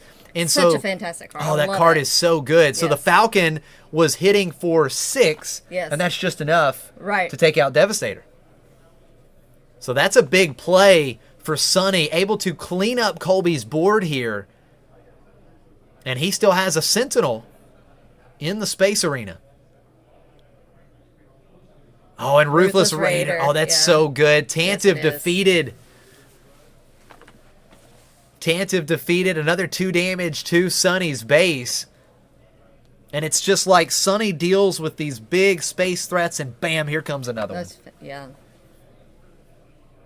So the undefeated teams real quick, we have Bothan Network Black, Secret Order, K2OD, let's see, McClunky Gaming, I believe, 2, Colorado Cantina Crew, Bothan Network White, McClunky Gaming 1, and Bothan Network Blue. Awesome. Yes. So we're down to 8 undefeated teams right now. Yes. Now here comes Enfys Nest for Sonny, and that is such a big play as well. That's going to bounce Ruthless Raider back to Colby's hand. Now, the Gandork in chat makes a very good point. I was thinking the same thing. This game is taking a long time, right? Time. I mean, we are now into the point where this game has taken over 20 minutes. Yes. And at this pace, you can't finish 3 games. Right. And we have seen, and I know you guys cannot see, but they are leaning over, discussing play lines with each other here. So it's part of the 3v3 team format. They definitely are not slow playing. So. Right, absolutely. Yeah, and but they that's are strategic about it. Absolutely. That's part of the team event, right? Absolutely. I mean, being able to strategize with your teammates is really awesome. It is going to add some time to these matches, though, right? Yes. There's no doubt it's going to make the games take a little bit longer. So Ruthless Raider played once again for Colby. 2 damage to Enfys Nest, 2 damage to Sonny's base. 19 damage on Sonny's base now. Enfys exhausted with Jango's ability. And I feel like the last several turns, Sonny has just been in this spot where he's just constantly trying to deal with these threats, but he's yet to be able to kind of turn the corner and start presenting threats of his own, right? Like at this point, it's still just 6 damage on Colby's base.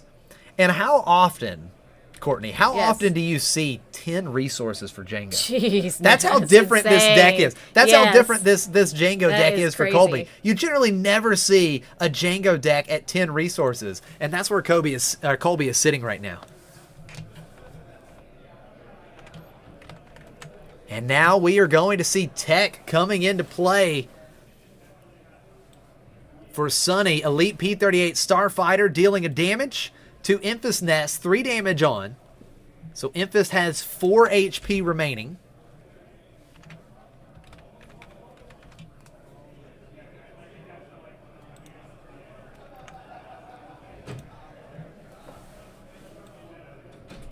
Now the action back on Sonny.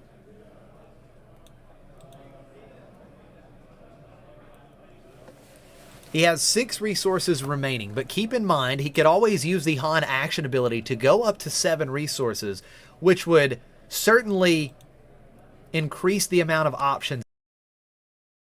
We could see something like a U-Wing reinforcement, for instance. Tech is also giving Sonny a lot of options. Absolutely. Every one of his resources have Smuggle right now. Right.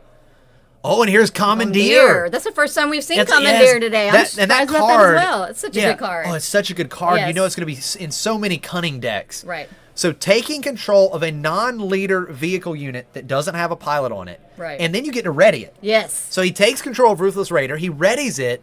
And now the question is he going to base or is he taking out the P-38 Starfighter? He's going to go to base, it looks like. So 10 damage on Colby's base. The Ruthless Raider gets bounced back to Colby's hand at the end of the phase.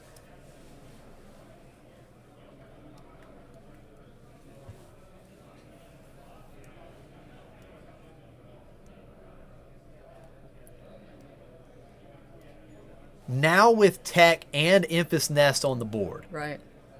Of course, Colby has Ruthless Raider in hand again. He could tap down Enfys Nest right away. He has the initiative. But with tech still in play, I mean, there's a lot of possible plays now for Sonny, and he has a lot of resources to work with. Yes. So maybe this is that time. We'll see. Maybe Sonny can try to start turning that corner, because right now he's just been playing very defensively. He has, yes, absolutely. There's Ruthless Raider again. Immediately 2 damage to Enfys Nest, 2 damage to Sonny's base. So Enfys tapped down once again. Sonny at 20 here. No, 21, right.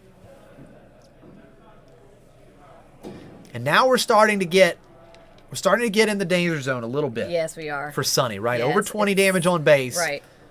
We got to start being really careful now. Ruthless Raider there in Colby's hand. Oh wow, another So Ruthless Raider. That's big. Yes. Now he's so close. He has 11 total resources. I was counting. I was making sure. Are we up to 12 yet? No, we're on 11. So we can't hard cast 2 Ruthless Raiders in a turn, but we're getting really close. Absolutely insanity here. 11 resources for Jango. Yes. And is he playing U-Wing Reinforcement here? It looks like it. Okay.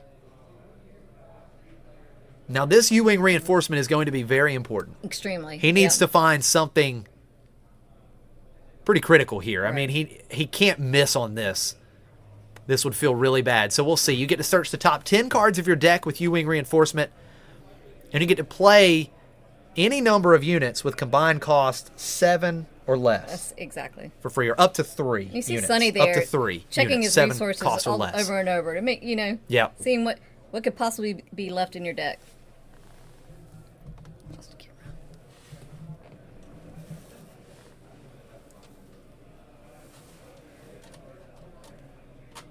Chat's still up plus this.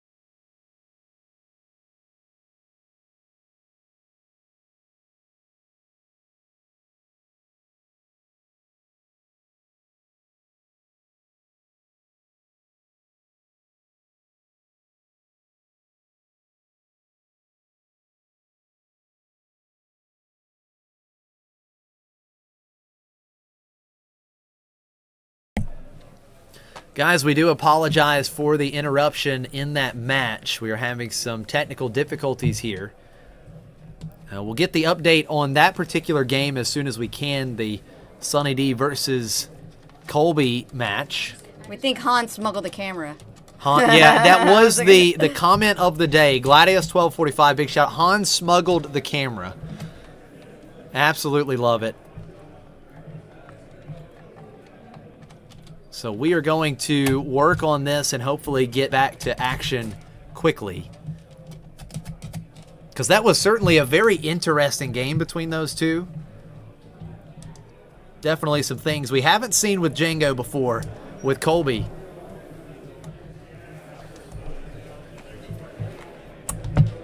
Now, at least here on my screen, I can see two of the other matches here. So the other matches, so we had Han Green versus Jango Red. Then we've got Jango Tarkentown, so Sekrit and one of the Conroe brothers running Jango Tarkentown. We have a Jango Tarkentown versus Quinland Tarkentown matchup. And then the final matchup is Quinland Tarkentown versus Han Yellow. And I'm trying to see which game is closest to the start of the game. It looks like the Jango Tarkentown versus Quinland Tarkentown, they are on turn 3. So pretty early into that game. So I guess what I'm going to do in the meantime is I'm just going to kind of commentate through that particular match that I'm able to see right now. We've got Greedo in the ground arena, Elite P38 in the Elite P38 Starfighter in the space arena for the Jango player. And we've got Millennium Falcon in the space arena for Quinlan. And starting out this round, Jam Communications discarding Daring Raid from Jango's hand. And then Spark of Rebellion ripping out IG-2000. So Jango, 3 turns into this game, is top decking.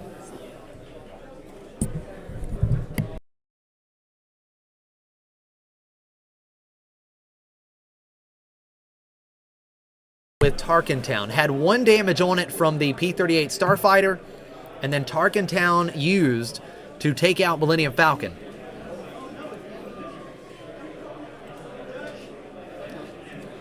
Now the action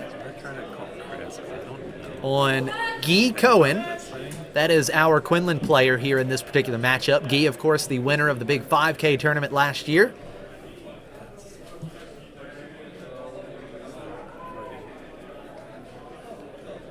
And here on the 5 resource turn, Guy immediately deploying Quinlan. So Quinlan deployed. And Jango with the resource here. The Jango player, again, I'm not sure if it's Michael or Ryan Conroe on Jango. I think it's Michael Conroe on Jango. It's one of the Conroe brothers. But after resourcing up to 5 resources, just one card in hand. So after Quinlan is deployed, Greedo is going to go to base for 3. So there's 7 damage on Quinlan's base. That's Guy Cohen again, piloting Quinlan. We've got 3 damage right now on Jango's base, on Tarkentown. We've got Quinlan ready in the ground arena. And we have Elite P-38 Starfighter in the space arena ready for the Jango player. And it's Ryan. Thank you very much, Andrew. Ryan is on Jango. So that means that Michael, I believe, is on Sabine. And Guy is going to play Millennium Falcon. And Quinlan ability here, 1 damage to the Elite P-38 Starfighter.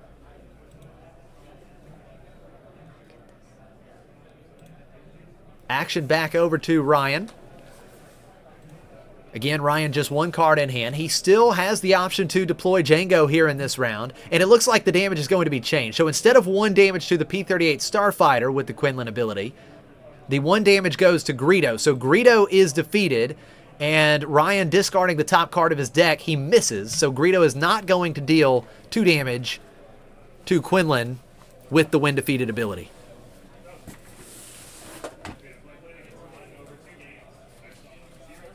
Now the Elite P-38 Starfighter is going to trade with Millennium Falcon, attacking into Falcon, the when defeated ability, dealing that extra damage to take the Falcon out. Both units defeated. Quinlan getting into Tarkentown for 3. And now the last card in hand for Ryan was a Death Star Stormtrooper. The good old classic 3-1 in the ground arena. Deploying Jango, another 3 damage to base. We have 10 damage on Guy's base, 6 damage on Ryan's base. And keep in mind, Guy on Quinlan has not used Tarkentown yet.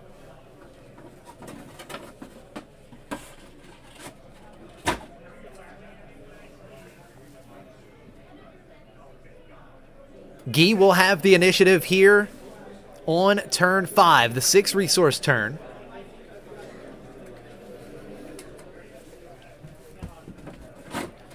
And with only Quinlan in play, of course what Guy would love to do here is be able to play something like a Plo Koon, because Plo Koon plus the Quinlan ability, if you have the Coordinate turned on, can take out these 7 HP units. But because Quinlan is the only unit in play, Plo Koon could not come in and ambush Jango off the board.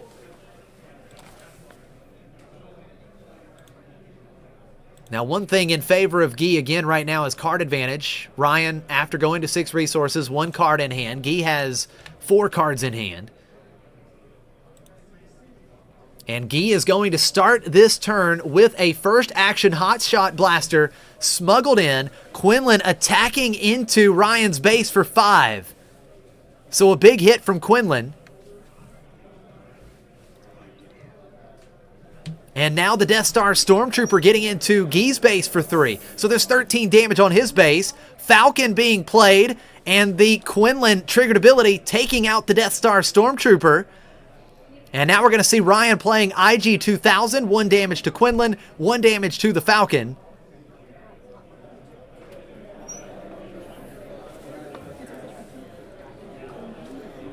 Guy is just going to claim the initiative. Jango getting into Guy's base for 3, and we see ISB Agent coming out for Ryan. So I did give you a little bit of wrong information. Ryan actually did not resource there. So he had 2 cards in hand. The 2 cards that he drew there in the regroup phase. He had IG 2000 and ISB Agent, so he plays both of those. There was no reason at that time to go up to 6 resources. So he is able to extend the board just a little bit. We've got Jango and ISB Agent in the ground arena for Ryan. We have IG 2000 in his space arena. Millennium Falcon on the other side of the table. And Quinlan. And again, keep in mind, Quinlan has the Hotshot Blaster on him, so he's a 5 power with 1 damage on. Guy up to 7 total resources. Now that does create some options. Things like Han Solo, Reluctant Hero. But I don't think he has it in his hand. Now, Guy does keep Falcon in play, so he pays the Falcon tax. He just has 6 resources here. And he is going to play Plo Koon, and Plo Koon with 3 units on the board. The Coordinate is turned on, and he will ambush and defeat Jango between the Quinlan ping and the ambush for 6. Jango defeated. And now Ryan's ability to exhaust here in this round, it's going to have to be reliant on something like a No Good to Me Dead. Now we are going to see ISB Agent, another ISB Agent. So Ryan draws ISB Agent and Force Choke off the top.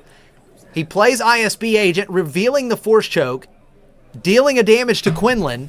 But of course he can't exhaust Quinlan here. So another 5 damage coming through to Ryan's base with Quinlan.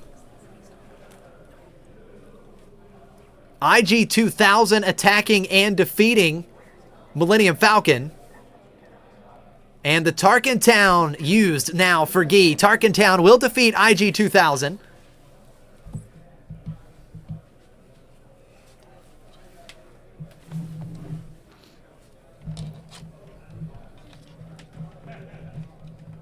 And so now the action back over to Ryan. He still has a ready ISB Agent in the ground arena. And he is going to go into Guy's base with the ISB Agent. So we've got 17 damage on Guy's base. 16 damage on Ryan's base, and the Force Choke was used to take out Quinlan. Quinlan had just 5 HP remaining after the pings, and Force Choke was enough to take Quinlan out. So now Guy just holding on to Plo Koon in the ground arena with 3 damage. And then we've got 2 ISB Agents in the ground arena for Ryan. And now we are going to see Surprise Strike for Guy. 6 damage coming through to Ryan's base. 22 damage on.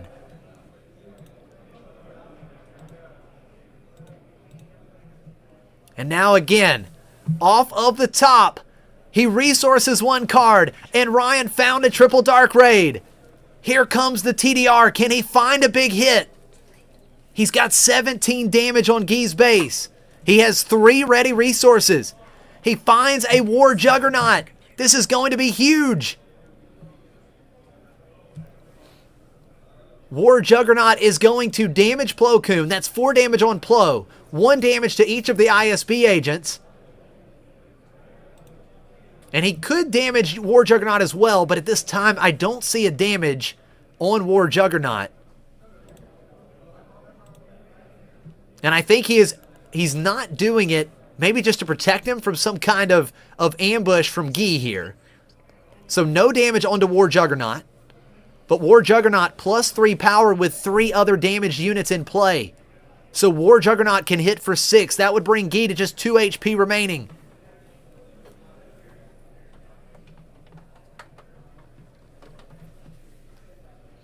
Now, Guy, of course, is showing Fatal with Plo Koon on the board. So, you've got Fatal on the board for Guy if we go to next turn. But with War Juggernaut plus both of the ISB agents, that's enough for Ryan to finish the game and win the game here on this turn. So, Guy has to have a way to stop one of these units from attacking.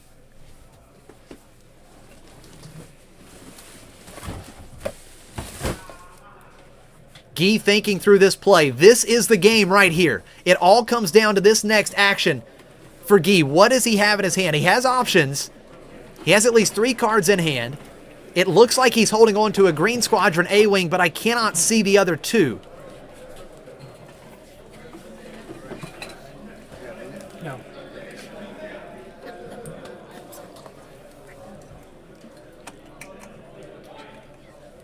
And we're still thinking through this play. Guy may be getting some input from teammates here.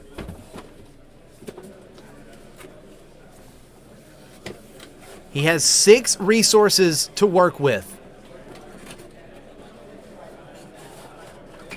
What does he have in his hand? What are the other 2 cards? Does he have any smuggle that could impact anything here?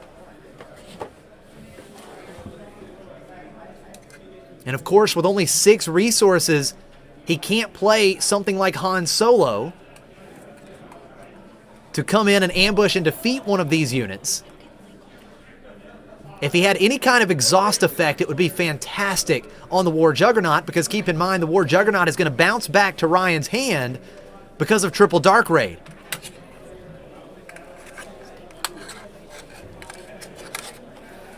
And thank you to Claire for the update. So this is game 3. This is so important. See, I didn't even realize this was game 3 because we were watching the other game earlier, the Han game. I mean, this match could be determined by this game for these 2 teams. And with Guy not making a play quickly, I just don't know what he has to answer Fatal being shown on board. Yeah, Cassian is certainly an option. If he smuggled in Cassian, he could at least, at the bare minimal, take out one of those ISB agents, which would leave him with 1 HP remaining at the end of the turn, and then that actually would force Ryan to answer Plo Koon. But he doesn't have it here. He plays K2SO. K2SO in the ground arena. He still has 2 ready resources, but War Juggernaut is going to hit for 6 here.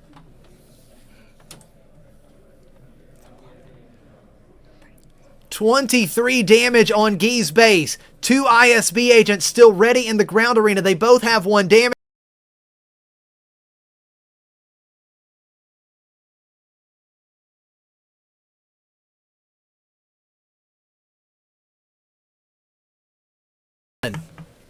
Wow, what a game.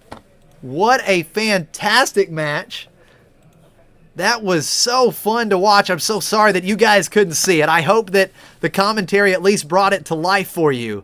But Ryan Conroe coming away with it. He top-decked triple Dark Raid. He had no cards in hand. He finds triple Dark Raid into War Juggernaut. Exactly what he needed to be able to close out this game. All right, guys, I think what we're going to do here is restart the stream and see if we Okay. can get these cameras back up. But that was some fantastic casting. I appreciate it. That was fun. That was a lot of fun. Unbelievable. Only a professional could have done that. You did So fantastic. we're going to step away just for a second, and hopefully we'll get